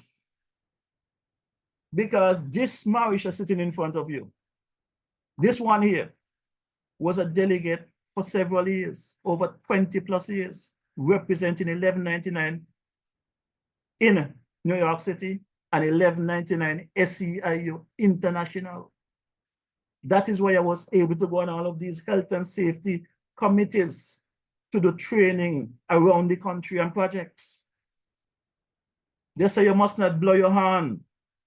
Don't brag about things. And I've been quiet about all of these things. But if anyone at all you want to know my ability, my educational status, go up to JNF or go to HR. They have it. The Prime Minister have them. The talent that I have, I didn't get it on my own. The Almighty know what I am. He created me. He put me in position to be trained and to train people. I get a lot of blows when I was living in St. Kitts as a little boy. A lot of blows. I have an aunt there named Louise Morris. I get blows from her because I rude. My grandmother, I was rude because they could not tell the difference between ambition and rudeness. Back in the days, whatever they tell you to do, you better do it or you get your ass bust. They could not tell talent. When I'm out there picking on things and fixing things and doing whatever, don't do this, don't do that. This young man that's sitting in front of you, God bless his soul, Brother Wibab Southwell. I can recall every time I come to St. Kitts, Wibab would take me into ZIZ and interview me. And he always referred to me as the multi-talented DJ Marisha. And why he did that is because he was following me. He heard about me in the Virgin Islands. He heard about what I do in the US. There's a young man by the name of Vernon Vera, lawyer Vernon Vera. I remember when he was Carnival Committee chairman. I remember when he was running for PAM. Vernon Vera came to me and said, Mr. Marisha, with everything that you're doing in New York and the international market for St. Kitts Nevis, if I win my seat, I'm going to recommend you to be ambassador, the music ambassador for St. Kitts Nevis, because you have done so much. You have taken the bands and the calypsonians and these people out there, and you have done a great job promoting the country. People seem to forget these things. People seem to forget that prior to the government getting money now to spend from CBI, we ain't had no money. Dwyer Astafan was Minister of Tourism when I was taking some 8x14 flyers around the place when I keep an event and I'm giving them out at bakeries and at laundries. Now they could afford to wrap vehicle in Florida, wrap vehicle in New York, wrap vehicle in London. But who are the pioneers to promote the Federation prior to CBI? You had the King Elimat had a band. You, Sir Cedric, and them the tour. Elimat himself said to me, Marisha, you're not going to get the credit that is due to you now. When you're dead gone, you're going to be one of the biggest names in St. Kitts Nevis with everything you have done for the Federation. He said he has a band and he play music. But his band play music have nothing to do with the work I have done. Adrian Lamb dead gone, same conversation. Kenrick George is dead gone, bless their soul, same conversation. They all come to New York and see what I have done. Some of them come out and try, you know, because they thought money was in it. The same dirty boy, Jody Barber, them dirty bottom boy there, come out and try the one or two things because they're looking for money. And they realize no money in it and they're gone. I stick with it for years. Not making a dime, losing money, pumping my hard-earned money into promoting this federation. This is before Facebook and these things. Some of them want to give you the idea and the belief that I was into politics all these years, that I mash up Simmons' party, that I mash up Douglas' party. This program is just under 4 years old. Thanks to Timothy Harris. Thanks to Timothy Harris who tell me I ain't going in nobody's car. I ain't going in nobody's house. I gonna lock my ass down for 14 days. But look where he be now. He gonna be where he be for 14 years. Not 14 days, 14 years. And like I said, this program this evening, I'm speaking frank, I'm speaking plain, and I'm speaking clear. I am in pain because of the loss of my cousin Jerry. I am in pain because I would not get a chance to see him again. But guess what? His teaching, what you have explained to me about life history and what to expect from people. What I do, I'm not looking for anything from anybody. I'm not looking for any benefit. I'm not looking for no thank you. I am not looking for nobody to come and say, Marisha, you done a good job. Sam Kanda said to me on this program during the campaign, I'm going to go down in history because a lot of people, when 3 people got arrested here in St. Kitts around independence, I think 2021, for standing up with a placard, and people get tear gas, people afraid to talk, people afraid to open their mouth. It's New York I was. And when I announced on my program that if I have to go down there myself, I'm going down to the mission in New York, I have to go speak to Ambassador Patrice Liebert. Today, I still have not gotten the conversation on him, Patrice Liebert. And when I said, who want to come is up to them. Many of them today, not one of them showed interest in the people of St. Kitts and Nevis at home that was suffering. People like Hazel Claxton, Naomi Butcher and Naomi Ward, Olivia Dedgan and her sister, Sheila Barrett. I could not get 12 people down there on camera. Some of them stand up on the side because they was afraid that the farmer hag going to take revenge on their people here in St. Kitts Nevis. Today, them same mercenaries on social media, they're trying to destroy this young man's character, is up in the mission working. Some of them in St. Kitts working, some of them in consulate around the world working, but they had no love for Dr. Joe, they had no love for labor, and they had no love for the Marisha. And these problems we are having today is because Dr. Joe is too nice. He does not know what he's dealing with. He doesn't know the people he got around him. They act like they love him. Well, one of them make a statement, say, Dr. Joe don't even like me. Well, if Dr. Joe don't like me, and he's so nice to me, imagine if he had liked me. But I love Dr. Joe. He's a good man. That's why I will support him.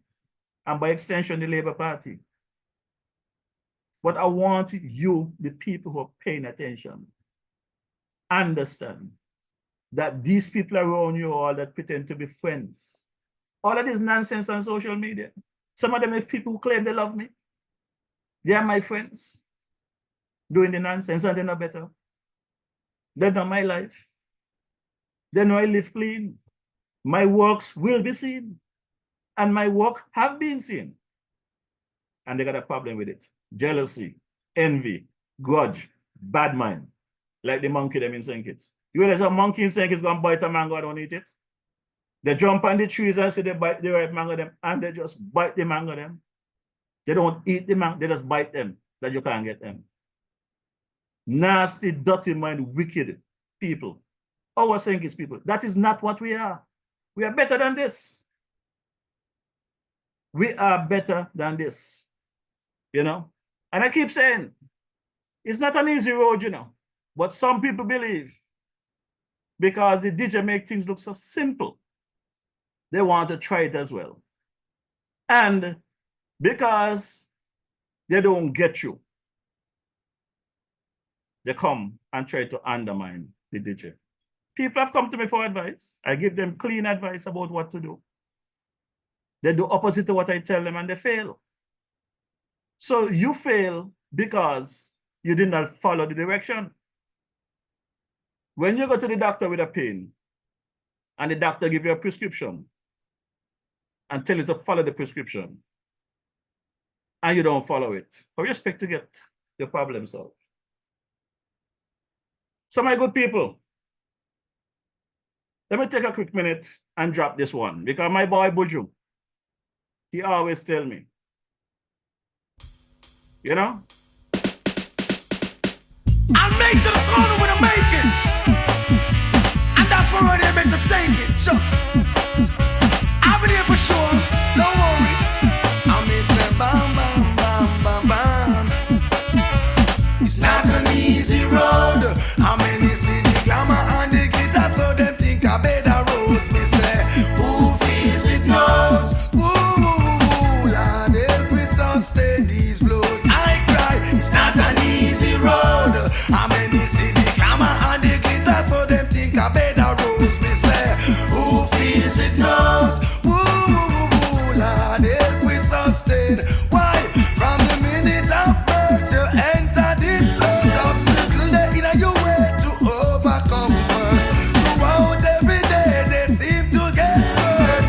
Oh my God, cast away this curse. Everybody are trying to make every end meet you anyway that them endeavor. Lord God, you see, no matter what the world may say out the street, most of it survive won't accept defeat. Now I'm weary, tired and dreary. We got no time to race your mental load. It's not an easy road. How many see the glamour and the glitter so them think I better rose. Me say, who feels it knows. Ooh, Lord, help me sustain these blows. I cry, it's not an easy road. How many see the glamour and the glitter so them think I better rose. Me say, who feels it knows. Ooh, Lord, help me sustain these blows. Find your eyes to see the sun. Who you love or who you don't. Trying to discredit the works you have done. Some not satisfied with the pose of ally. From the scribes and Pharisees you got to stay wide. Follow me headlines in on both sides. How we anticipate, pray for your slide. Righteousness prevail. It's down by my side. Leave a shoulder from the well. Don't leave him to die. Help us all. Ababa Janai. Hold up my head and cry. I tell you now, it's not an easy road. Oh no, it's not an easy road. I did tell you, it's not an easy road.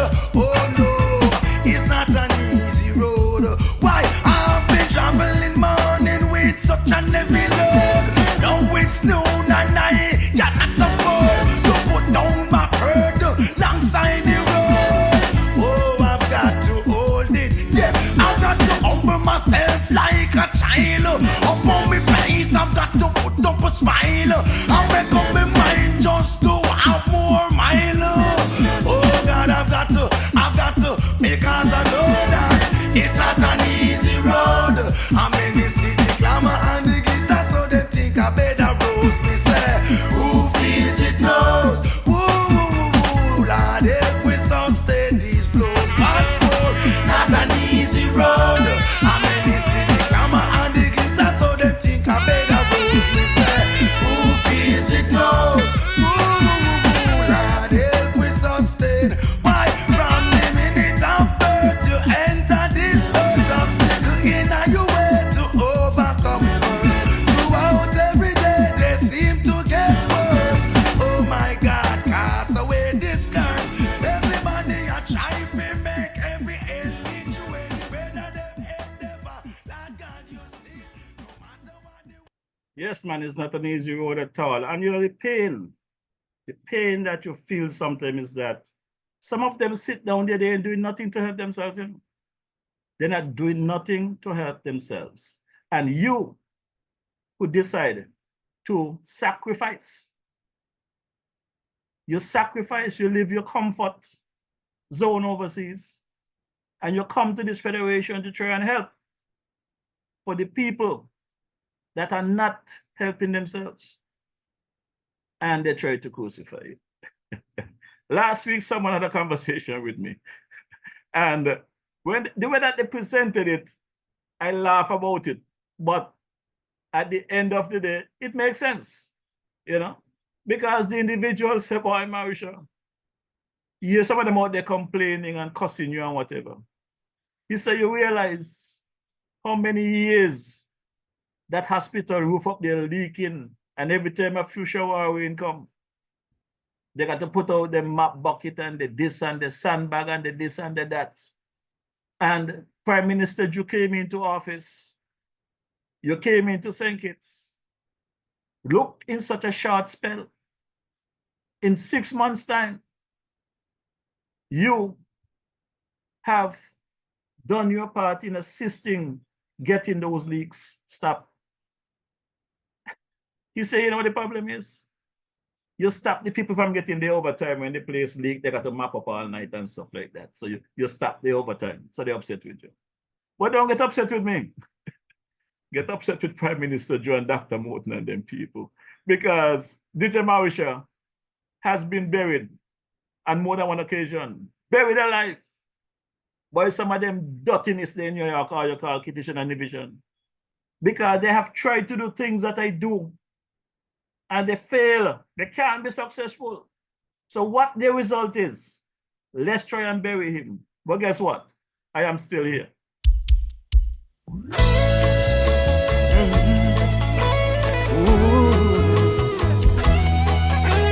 Oh Lord.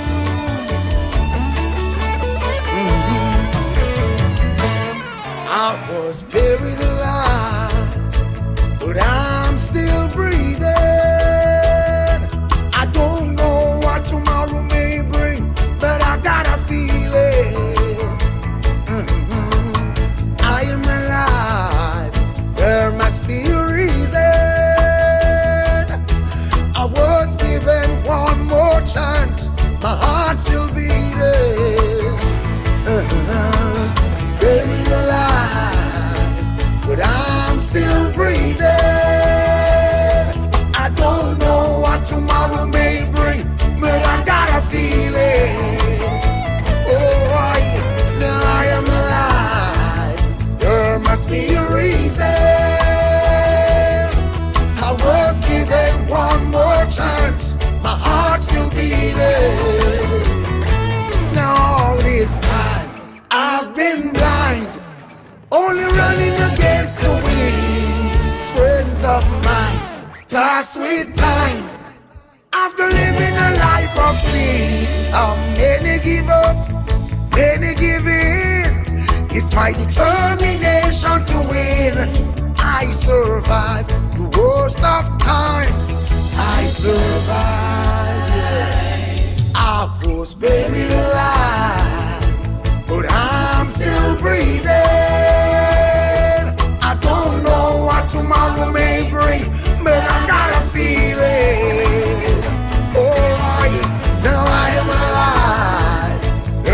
must be a reason.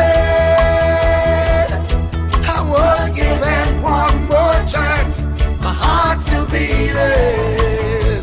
Oh, they made a ditch for one, but there would be two in their attempt to hold my life. The wicked things they do, but Jah made I brave, and I conquered the grave. Oh yeah, the Lord is my salvation. Of whom shall I fear? I was buried alive, but I'm still breathing. I don't know what tomorrow may bring, but I got a feeling. Alright, now I am alive. There must be a reason. I was given one more chance, my heart's still beating. One more time, I said buried alive, but I'm still breathing. I don't know what tomorrow may bring, but I got a feeling. Alright, I am alive. There must be a reason. I was given one more chance, my heart's still beating. My heart's still beating. My heart's still beating. My heart's still beating. Yes, man, Bojo. No matter what they try to do, the DJ is here to stay. And you know, my sister singing Francine, she used to call me and she would be on the phone and she would sing this song to me. So I'm going to share it with you guys this evening, because when I had Sister Francine in St. Kitts performing, my cousin Jerry was here and they became very good friends. And I know if spirits can hear what's happening around them, around us when they leave, you would appreciate this track. So let's take a listen to Sister singing Francine, the late singing Francine. Yeah.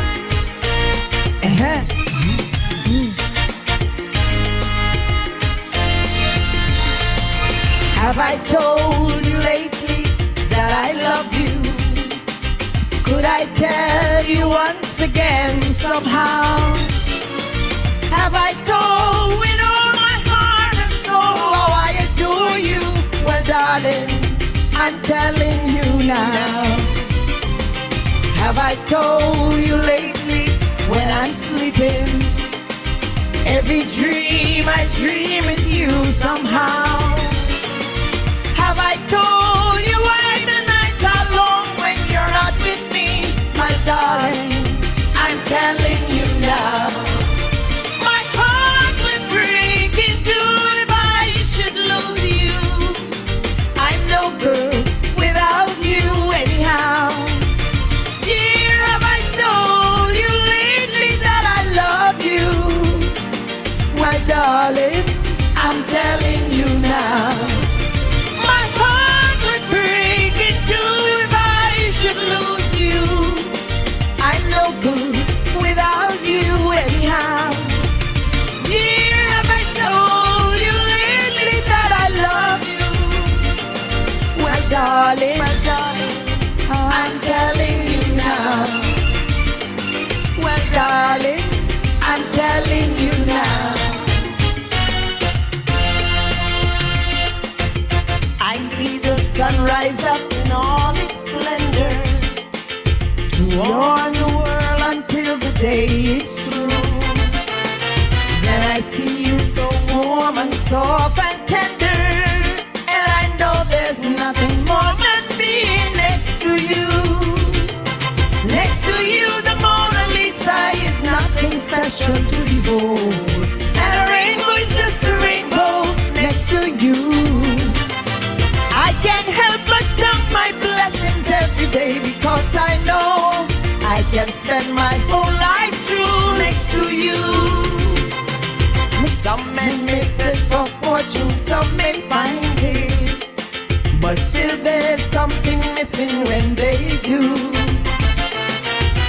I don't have fame and fortune, I won't mind, dear, 'cause they can't hold the candle next to you.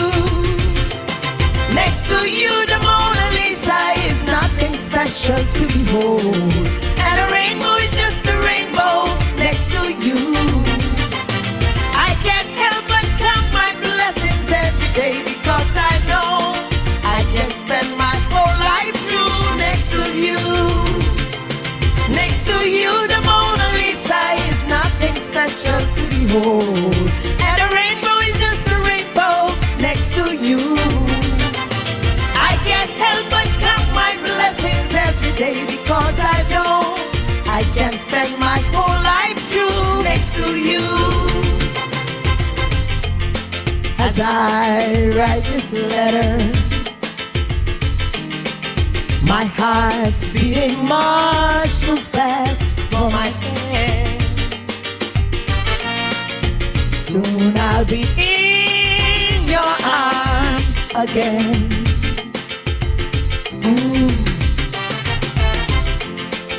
To think I'll be with you,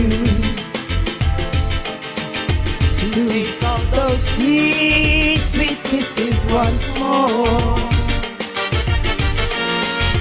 Darling, that's what I'm longing for.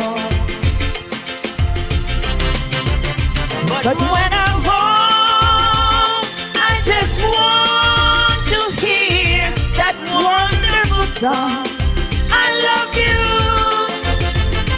Oh, it brings sweet music to my heart. It's been so long since I've heard the song, that wonderful song, I need you. Oh, my love, wherever did we part?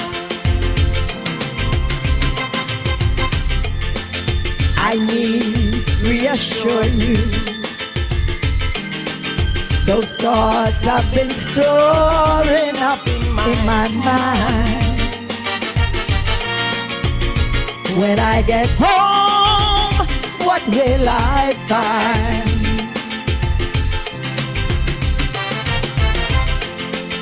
Will you still remember? And will your love be tender and strong?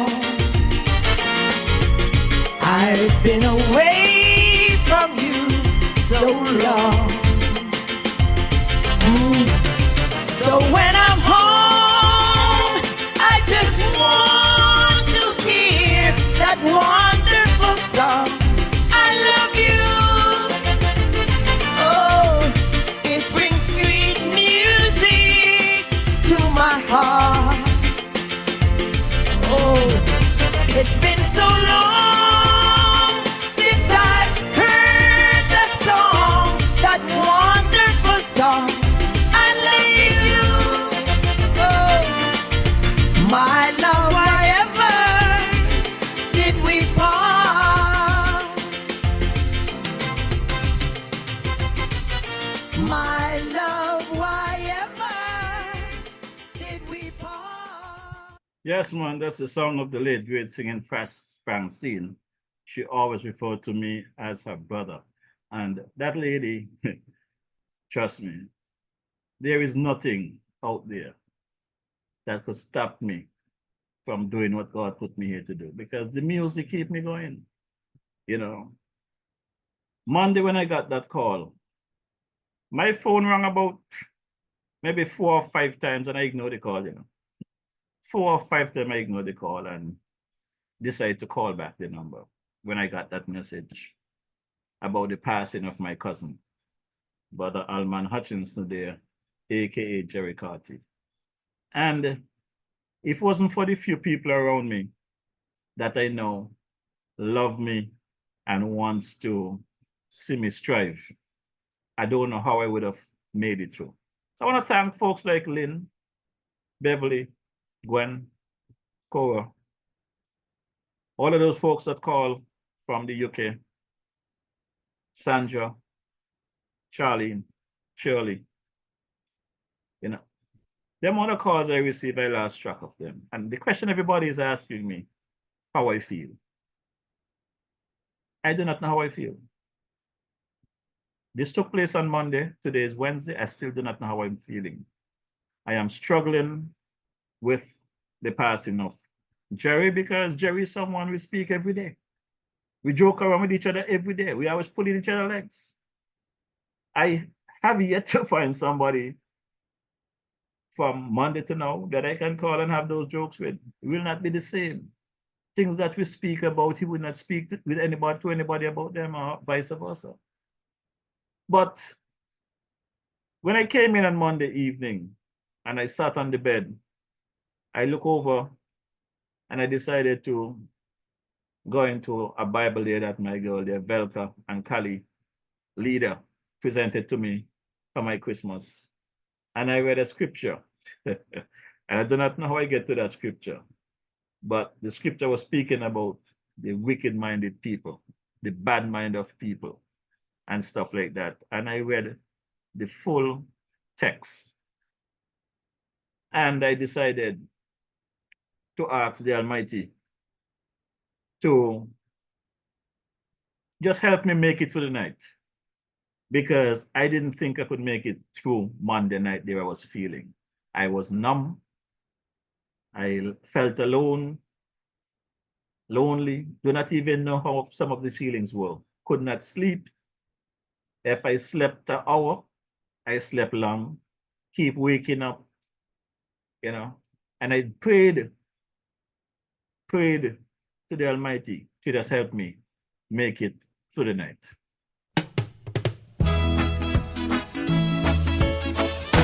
Take the ribbon from your hair, shake it loose and let it fall, lay it soft upon my skin, like the shadows on the wall. Come and lay down by my side till the early morning light. All I'm taking is your time. Help me make it through the night. I don't care who's right or wrong. I don't try to understand.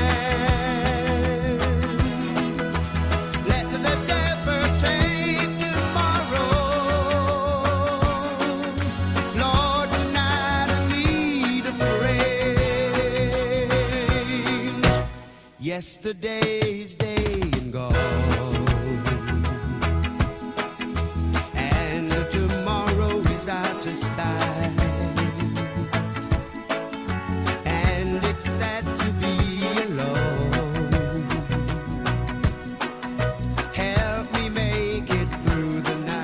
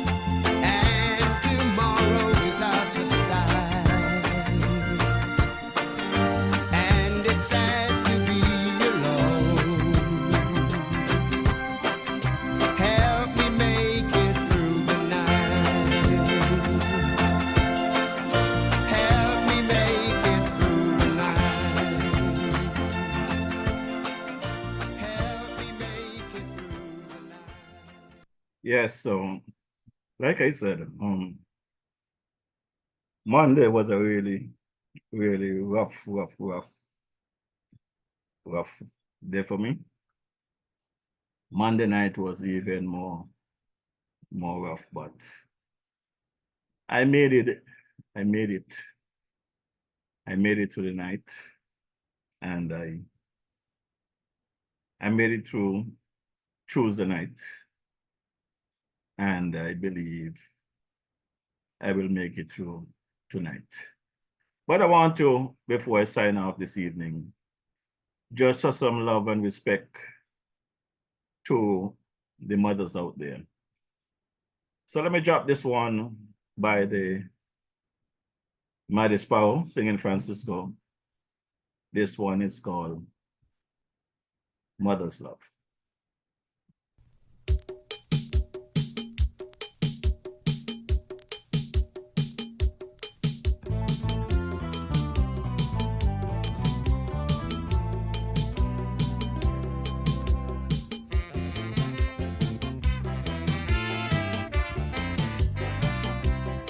In this place, certain men should hide their face. The way they treat them mother is a disgrace. In this place, certain men should hide their face. The way they treat them mother is a disgrace. Neglect the old lady for donkey years when she dead. They shedding crocodile tears and spending money like hell to buy a casket big like Hilton Hotel. But when their mother was alive, they didn't know she dead. It's nightclubs and brothel, the money used to spend. They used to carry on, but now that she is gone, them hypocrites does weep and mourn. Well, if you are lucky and still have your mommy, remember what Sparrow said.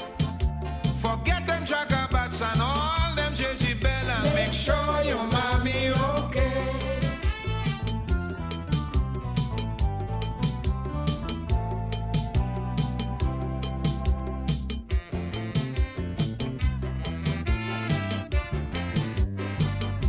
So in this clique, some of them drunk in the street and mama have nothing to eat.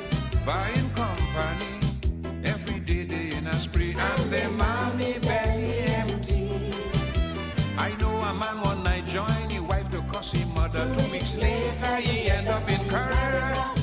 When she dead he start to moan and shout, I wish the dead could have wake up and bust it down out. When his mother was in need, he didn't pay her heed, and she had to eat the bread the devil need. It was so unfair, I mean a postcard once a year, to pretend you're so sincere. No, she don't need a lot, just give her what you got, whether you're rich or you're poor, I say. Only on a birthday should not be the way, every day should be Mother's Day.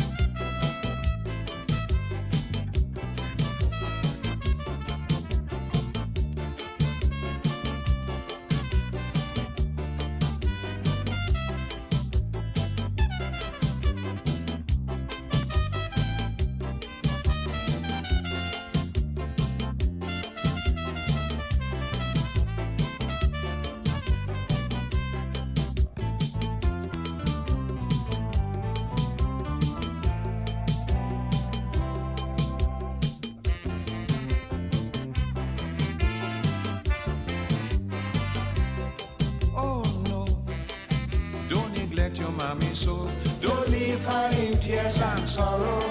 Don't forget that you owe her the respect that all good mothers should get. You got to make it a point of duty.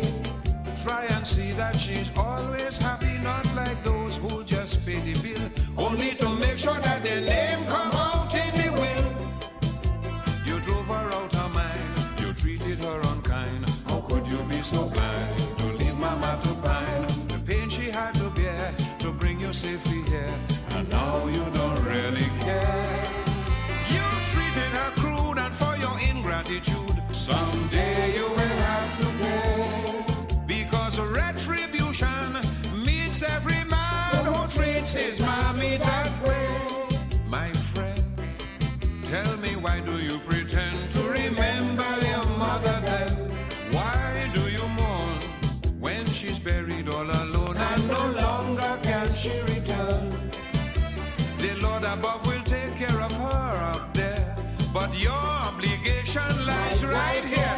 It's unkind to leave her undone. Don't be a blasted, ungrateful son. Now after all is said and done, I'm warning every son. Give your mama your love and affection. Try to understand, she did the best she can. Now give her a helping hand. No, you cannot repay even until your dying day, though you may own the stars and moon above. You'll be a very lucky fella if you still have the treasure as the wealth of a mother's love.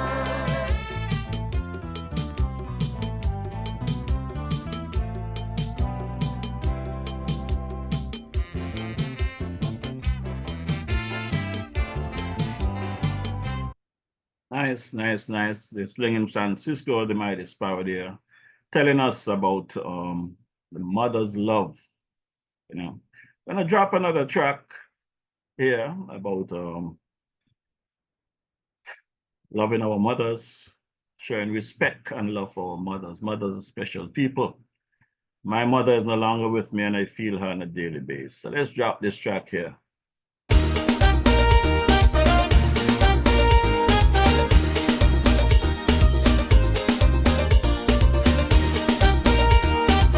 Happy Mother's Day to all the mothers of the world. There's a woman who recently passed away. It's because of her while I'm here today. I am proud to say she's my mother, a symbol of strength, a woman of honor. Hey, it's on her behalf I must say, every day should be Mother's Day. So don't wait till your mama get old and great to show love in that special way. That's my mama, a woman of honor. Rest in peace, my dear, because I know that you in God's care. What a woman, she was loved by everyone. Because of her I say, every day should be Mother's Day. Oh my gosh, you know, there are so many ways to describe the word mother, but this is my way. M is for the many pain that she bear. O is for the ongoing love and care. G is for the time she took to nurture us. H is for the hard work that never stopped. E for every day of the year, you can count on your mama there. And the R is for the reason we should respect her in every way. That's my mama, a woman of honor. I thank her in every way for making me who I am today. What a woman, respected by everyone. Because of her I say, every day should be Mother's Day.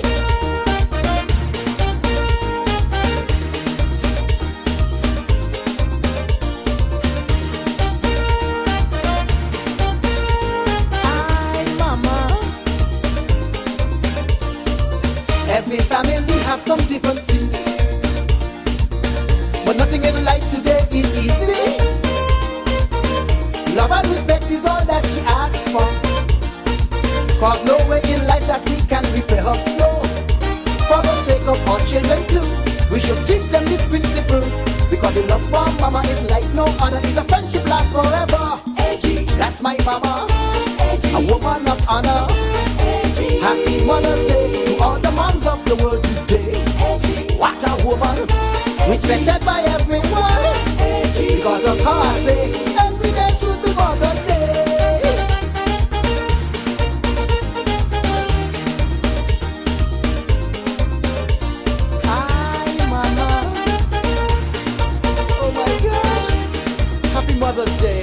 all the mothers of the world. Happy Mother's Day. To all the moms of the world today. Happy Mother's Day. Because of my mom, I wanna say Happy Mother's Day. to all the moms of the world today. Hey, Happy Mother's Day. treat your mom in that special way.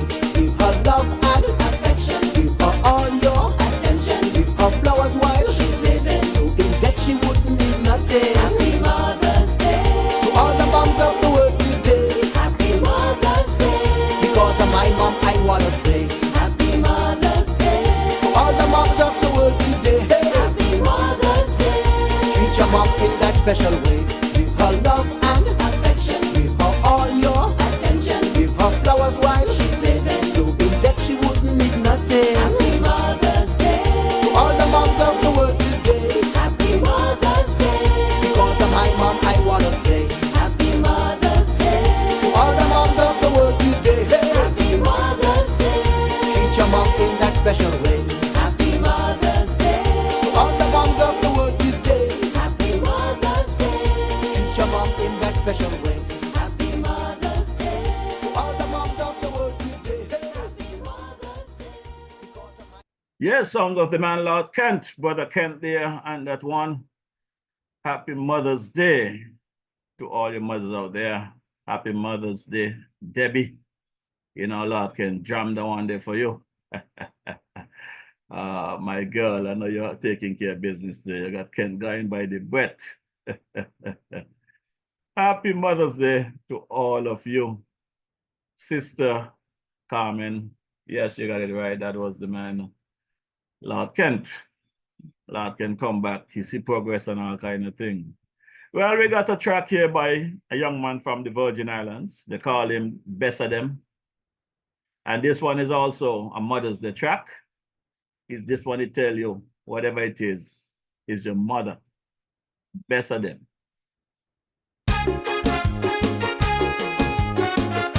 Well, sir, trouble again. I'm mad now. But do my day die. I know you want cry.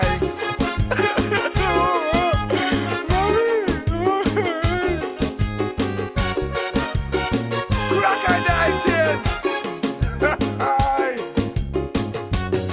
Thank you, Jesus, for my mama Daphne.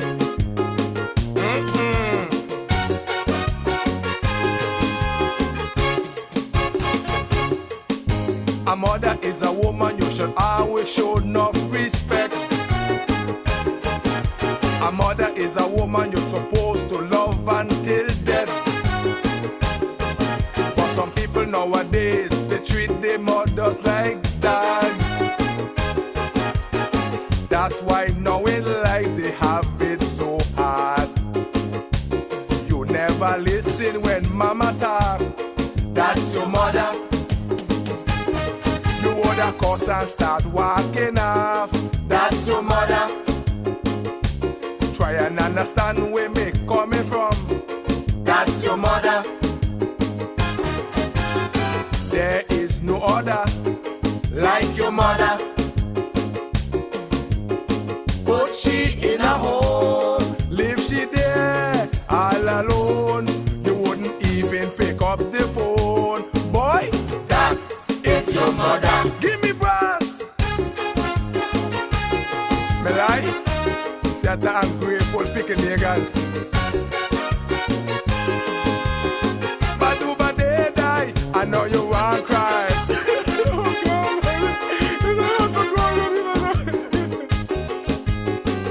Don't play Jack. Crocodile tears though.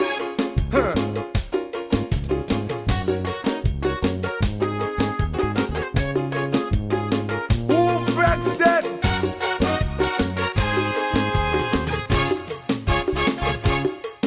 If it wasn't for your mother, you wouldn't be here today.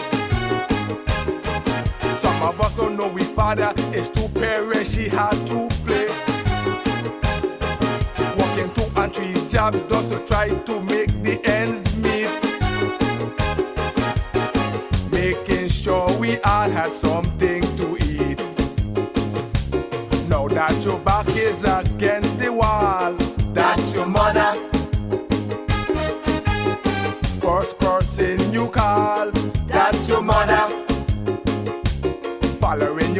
drugs and end up in jail. That's your mother. Who you call for bail? That's your mother. Put she in a home, leave she there all alone. You wouldn't even pick up the phone, boy. That is your mother. Give me now. You left she there for die, and now you want for cry. You leave she all alone. It's now you want come home. You left she there for die. Cause that is your mother. And respect your mother. Cause there is no other. Golden, Sito, Joey, Gail, Shugi, best of them, and Sergeant.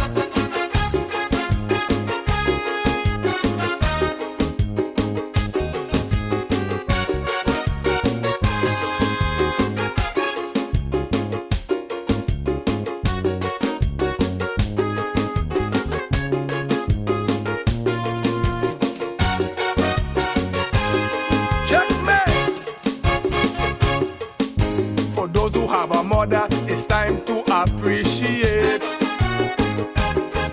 You should hug her, you should kiss her before it is much too late. Better do it while she living, don't wait till she dead and gone. This is not the time to treat her with scorn. Remember all that she did for you. That's your mother. Someone you could always start to. That's your mother. The only one that you get in life. That's your mother. Who made all those sacrifices. That's your mother. Put she in a home, leave she there all alone. You wouldn't even pick up your phone, boy. That is your mother.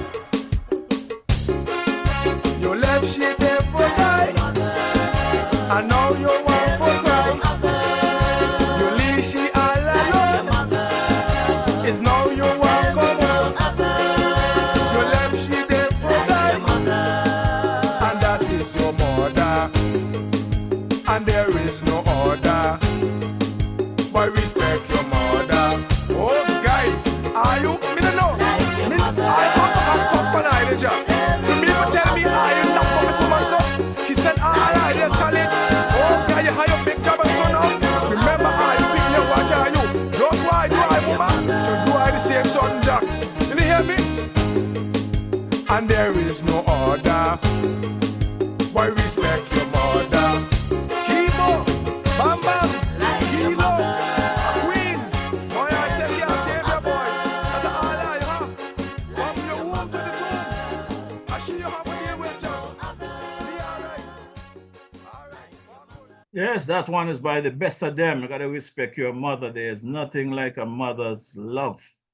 So you gotta continue to show love to your mommy. They say, honor thy father and mother, that your days belong. But remember, your mother is the one that carry around for all the months. So gonna drop this one here. This is one of my favorite. This one is done by the man Jimmy Cliff.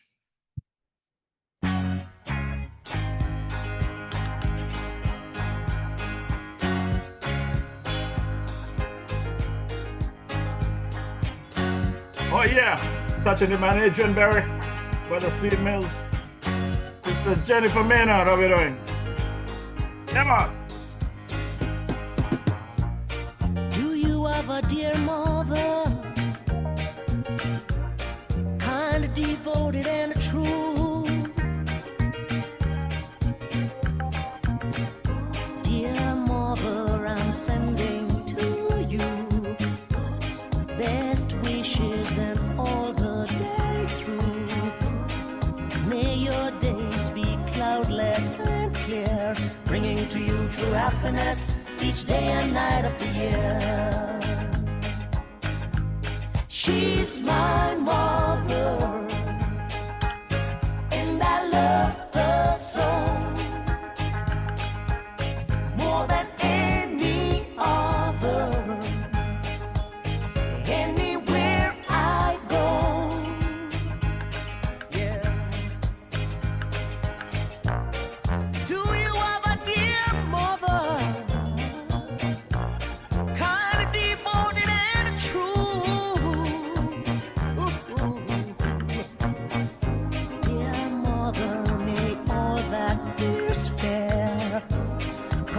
to you right through the years. While I was a child, you were my God. You were always dear to me and always were by my side. She's my mother, and I love her so. Yes, I do. More than any other. Anywhere I go, yeah. Do you have a dear mother, so devoted and true? Dear mother, I'm sending to you best wishes and all the day through. May your days be cloudless and clear, bringing to you true happiness each day and night of the year. She's my mother, and I love her so. Yes, I do. More than any other. Anywhere I go, talking about my mother, she's my mother, and I love her so. Yes, the sound of the man Jimmy Cliff. Just want to again say good evening to all your mothers, advance Mother's Day greetings as we're about to bring the program to a close in a bit. But before we close the program this evening, I want to drop this track coming out of Detroit, basically by way of Nevis, by the man Richard Paris, the Universal Expression Band. He did a remix here for Nevis, Culturama. This one is called Nevis. I think the Universal Expression Band should be performing for the 50th celebration of Culturama and Nevis. So let me drop this one in honor of the Nevis crew. Touch my girl, the Hazel and Julie and all of those folks. Brother Cabo, this one is coming your way. The Universal Expression Band out of Detroit by way of Nevis. All brothers making the airways nice tonight.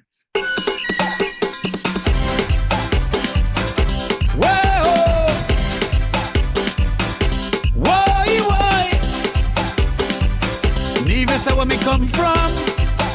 Check this song. Me say me love up me country.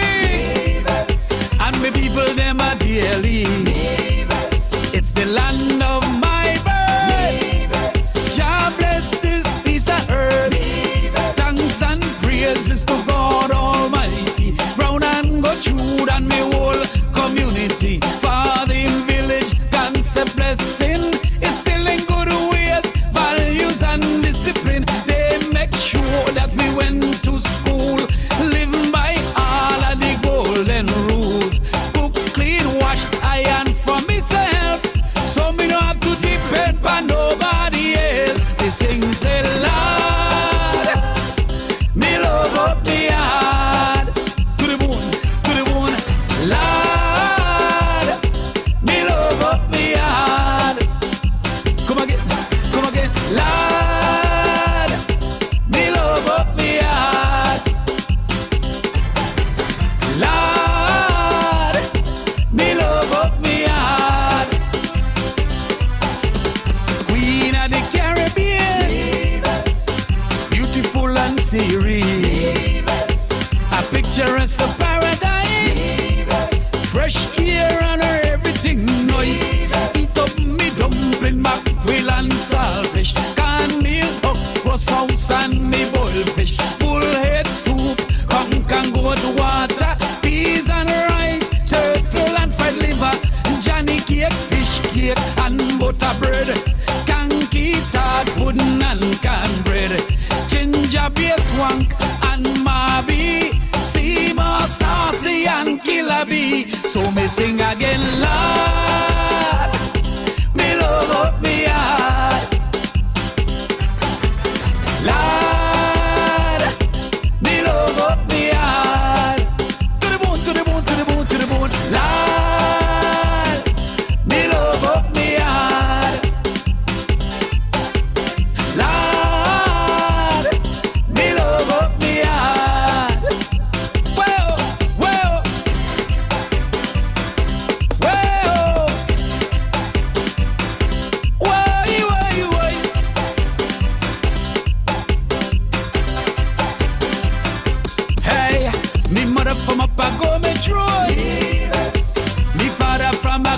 road. Ahoy be me be. Me want a little George Paris picnic. We used to walk road barefoot and ting. Play hoop and marble with me brethren. Play domino football and the cricket. Big drum string man and even music. Like man of the mango tree nightly. Listen to Mele and Tory. But you see the thing me used to like most is when we used to play Dalios. So me sing again, Lord, me love up me heart. To the bone, Lord, me love up me heart. A Junie Vision sing with me, Lord, me love up me heart. Come again, come again, come again, come again, Lord, me love up me heart. Yeah, what we gonna do? Let's preserve our country from land to sea. Our culture and customs must pass to each generation. Checking out the current situation. Let's construct a solid foundation. Education, priority number one. Country about self in all our decision. Don't lose focus by egos and deception. Seize the invasion of television. Striding good faith with great caution. For the good of all division. Me sing again, Lord, me love up me heart. Lord, me love up me heart. A Junie Vision sing with me, Lord, me love up me heart. Come again, Lord, me love up me heart. The sound of the man Richard Paris there, the Universal Expression Band out of Detroit, Michigan. The Vision Brothers doing their thing. And like you say, he love up here. Just like how DJ Marisha love up the Federation. Richard is one of the most genuine person I have ever met. And this guy just wicked on his keyboard, drum machines, everything. This guy is a whole household band by himself. And I really love to see how him and his siblings really stick together and keep the music going there in the diaspora. So I drop a little track here by my boy Carbo, letting you know what Carbo have for the weekend. You know.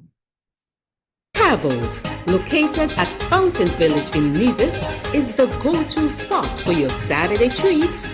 Tantalize your taste buds with his delectable Cabos Delicacy Goat Water.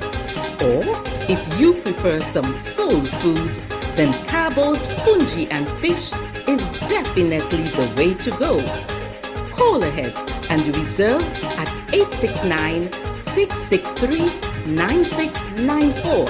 Then make your way over to Cabos and enjoy the vibrant atmosphere while you savor your delicacy. Cabos, we are not changing, we are only improving. Food all over, food all over. You got the food all over. Yes, don't forget Brother Carbo now offer service to delivery there and the island of Nevis or in the St. Kitts area. You want to order your food, Carbo will get it to you hot via the ferry service here in the Federation. And you know, he's available for catering as well. You want to have Carbo's Cold Water at your event, or Carbo's Fungi and Fish, green banana and fish, whatever. Reach out to Carbo and let him know DJ Marisha sent you. Let me hear from my good girl there, Sister Carmen Caterers. Girl Sandra, you know where you go find nice fresh local food 7 days a week, one provision and all kind of thing. Girl, where? Right down there by Shellings, by Carmen Catering Services. Girl, she opposite the bus stop. Girl, and she also cater for weddings, parties, anything you want to cater for, funeral and all. Girl, and trust me, you're gonna enjoy the food. And she also selling bites and sundaes. Opposite the car shop, right down the main road.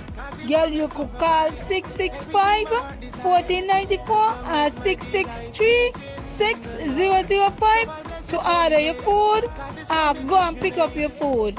Girl, the food that is finger licking and you get your money worth. You ain't want nothing better than that. I could guarantee you on that. Sister Carmen is a wicked chef there. Very good dishes I get from Carmen. I get my lunch and stuff from Carmen. And I look forward to hanging out there at their garage shop on Sundays also when I go to get my lunch from Carmen on a Sunday. So check out my girl Carmen. Let's take a listen to my boy Malvin Gums of the Spectrum Band doing his thing. Hey, this is Malvern from Spectrum Band, and you're listening to DJ Marisha playing you the best in Caribbean music. Yeah, man. Hey, this is Malvern from Spectrum Band, and you're locked into DJ Marisha. Keep it locked. Right there. Wednesday evenings are heating up. Log on to DJ Marishall's Facebook Live broadcast every Wednesday evening from 6 to 8 p.m. It's a frank and candid exploration into the social, cultural, political, and economic issues affecting our federation. And just in case you missed it, you can also catch the broadcast on his YouTube channel, DJ Marishaw. Subscribe to the channel on YouTube and smash that bell. You will be notified whenever he goes live. DJ Marishaw, every Wednesday evening. Facebook, 6 to 8 p.m. or thereafter on his YouTube channel, DJ Marishaw. Log on.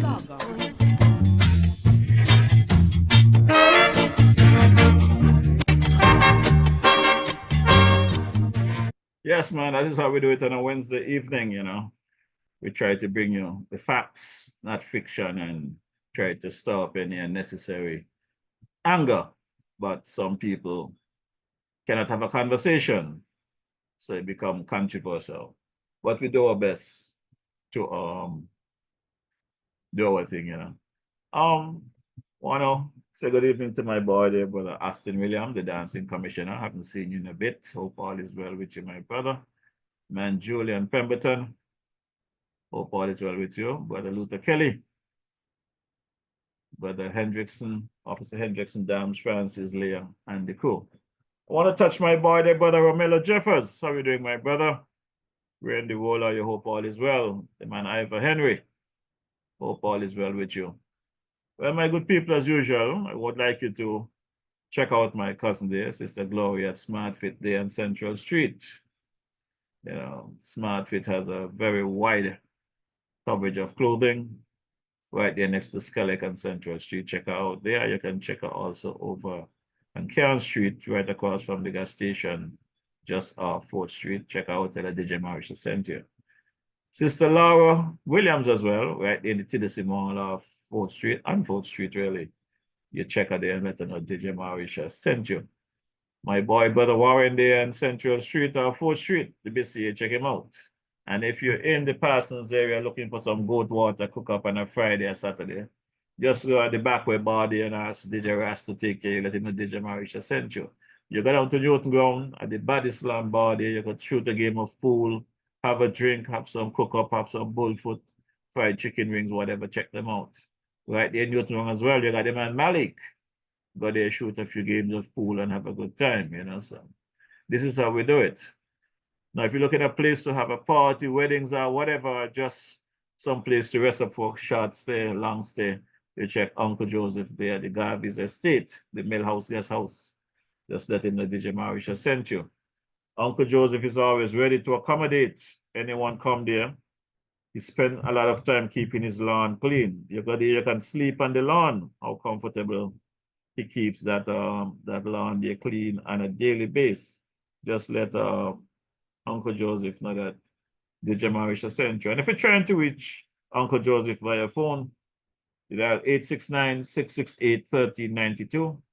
That's 869-668-1392. And if you don't get him, leave a message, because guess what? He might just be on his lawnmower cutting the lawn. That's what he spent his time doing. Yeah, very hard working gentleman. I want to say good evening to Sister Hazel one more time. Sister Hazel, thanks for your compliments. Thanks for your continued support. Sister Naomi Ward Batcher, hope all is well with you. Sister Ivy Carty, hope all is good. Want to touch my brother called in St. Thomas, Virgin Islands. Good evening, Brother Morris. How is Sister Valicia Morris doing? Brother Avon Brown, Patsy Brown, Ma Ralph, and the crew. Sister Ethelyn Blyden. Cannoneer, how you doing? My cousin there, Brother Kent. Pamela, how you doing? Hope all is well. Brother Banter, how you doing? Hope all is well. Brother Benter, Oakland Benter, hope all is well with you. Want to touch my Uncle Eustace there in St. Croix. My son there, Jeff Roy Jr. in the LA area. Sister Jazz, how you doing? My daughter there, Sister Rochelle in the Ohio area. The man Junior Greer, how you doing, Adrian? Hope all is well. Sister Beverly, Marish, how you doing? Good evening. Kia, want to touch my folks there down in the Tobago area. Brother Victor Beard, Gloria Beard, Melissa Beard, hope all is well with you. The man Roger Wallace. How is my missionary there, Deborah Wallace? Hope all is well. Over in Trinidad, my boy Daniel and Chanel. Hope you and the grandkids are doing well. I also want to send condolences to Sister Sarah over there in Montserrat and the passing of your son in Anguilla. I know. Also condolences to Gwyneth and the rest of the team, Rachel, Gracelyn, Marion. I know you guys are going through a rough period with these deaths. I just wish you all God's strength and you all to go through these times. I also want to touch my adopted sister there, Sister Jennifer Hutchinson, Sister Sylvia, Brother Clive, and the passing of your guys' dad there, Brother Alman Hutchinson, aka Jerry. And it's going to be a rough couple of weeks for us, but we just have to bond together and do what we have to do. We know what he would want us to do, so we just need to do the right thing, put him away with dignity as he have always treated us. You know, they say, so a man lives, so shall he die. So, you know, he lived good, he lived well, he took care of me. Whenever we do meet, whether he come to St. Kitts, whether I go to the UK, he come to the US. We had that bond, a bond that will never break, not even death will break that bond. So I want to thank all you folks who send condolences to the family and who have been supportive to me over the last couple of days. Thanks for your prayers, thanks for your support. Sister Lynn, thanks for your support. And, you know, I'll be back here next week, same place, same time, providing God give me the health and strength to do so. And like I said, it's been a rough couple of days, and they're going to continue to be rough until such time that I make it to the UK where we can put away Jerry in the fashion that he deserves. Until such time, just want to say, you know, we're going to drop the unofficial anthem of the Federation of St. Kitts Nevis as we're getting out of here. I want to thank the man, Brother Elvin Ellie, the man there, Brother Django Denver, for sharing the live. I want to thank my engineer, Brother Ike, for his continued support. Without Brother Ike, thank to the people of TNT, this program would not be live and lively. Also want to thank my nephew, Brother Glenville Lawrence, for his continued effort in cutting the clips and keeping this program going. I'll be heading across to the UK at some point. Once the funeral date is set, God spare life, we'll be heading across to Birmingham. Not looking forward to it, but it's something that I have to do. So Jerry would not settle for less. The kids would not settle for less. So I would just have to make my way across there. So it's all part of life. We have to deal with it. It's painful, stressful, but we got to deal with it. Want to big up the man Sugars, the man Twinkie, Weezy, Catherine and the crew, Sister Bessie. Brother Ruben Martin over there in the London area. Want to touch Brother Bernard, Sister Alice Opal as well. With your guys, the man Ingrid and Francis, my brother Jean Paris, cousin Lynette, and the crew there. The man Dynamic Oven, Brother Harley, Sister Paulette, Pope Paul as well. So we're going to drop the unofficial anthem of the Federation of St. Kitts and Nevis. My good people, I know that the music is sweet, but please listen to the lyrics. We need these lyrics in times like these. Touching my brother Eustace Hendrickson one more time over there in the Houston area. The man Ivor Henry.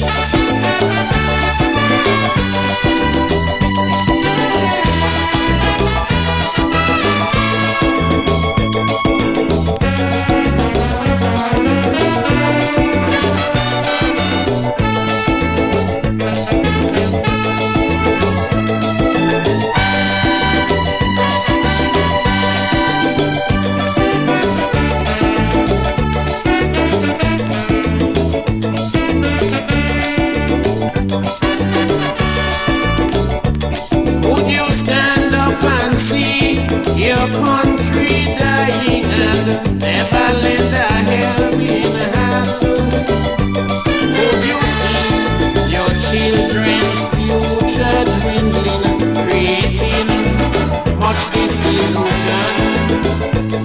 Or would we watch on idly, disregarding our self-sufficiency? Maladministration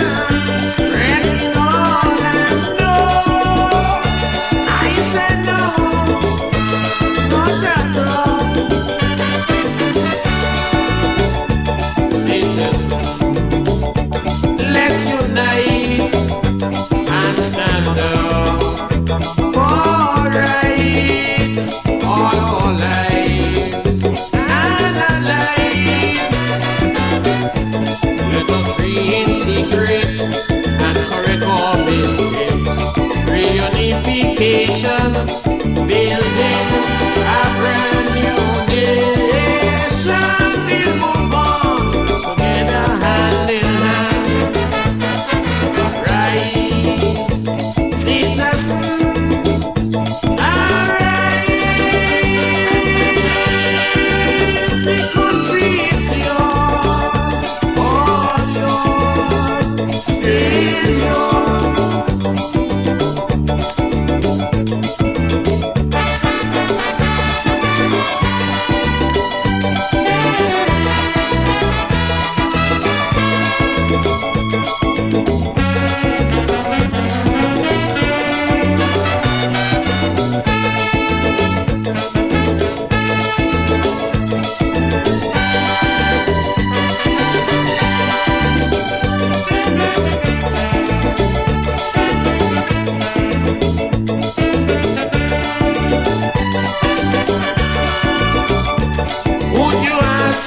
Building a wall so massive or a bridge, don't care how small, as one tends to divide our people, the other unite us all.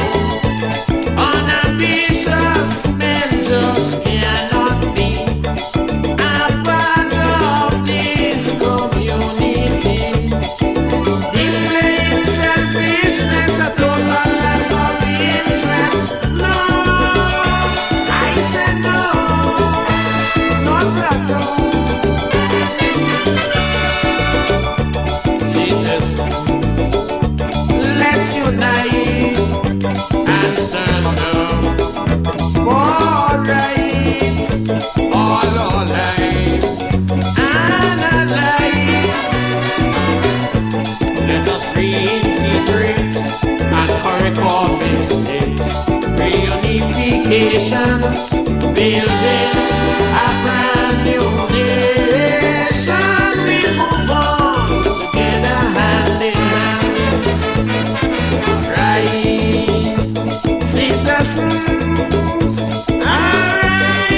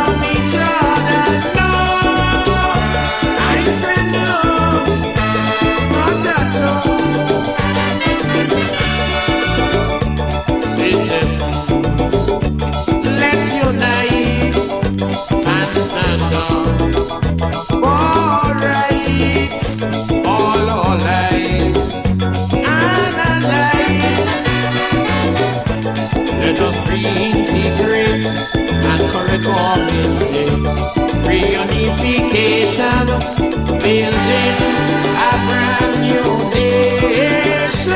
We'll move on together hand in hand. So arise, citizens, arise. The country is yours, all yours, still yours.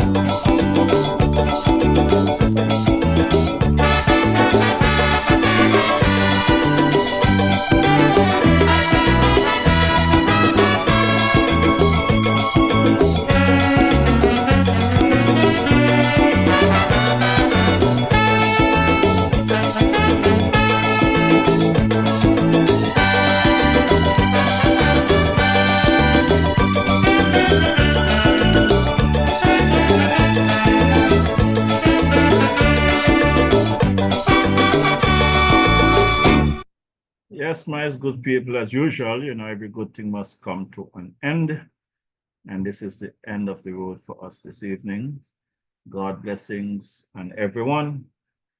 Have a great rest of the week, great weekend. And I look forward to seeing you here back online next Wednesday. God blessings on everyone.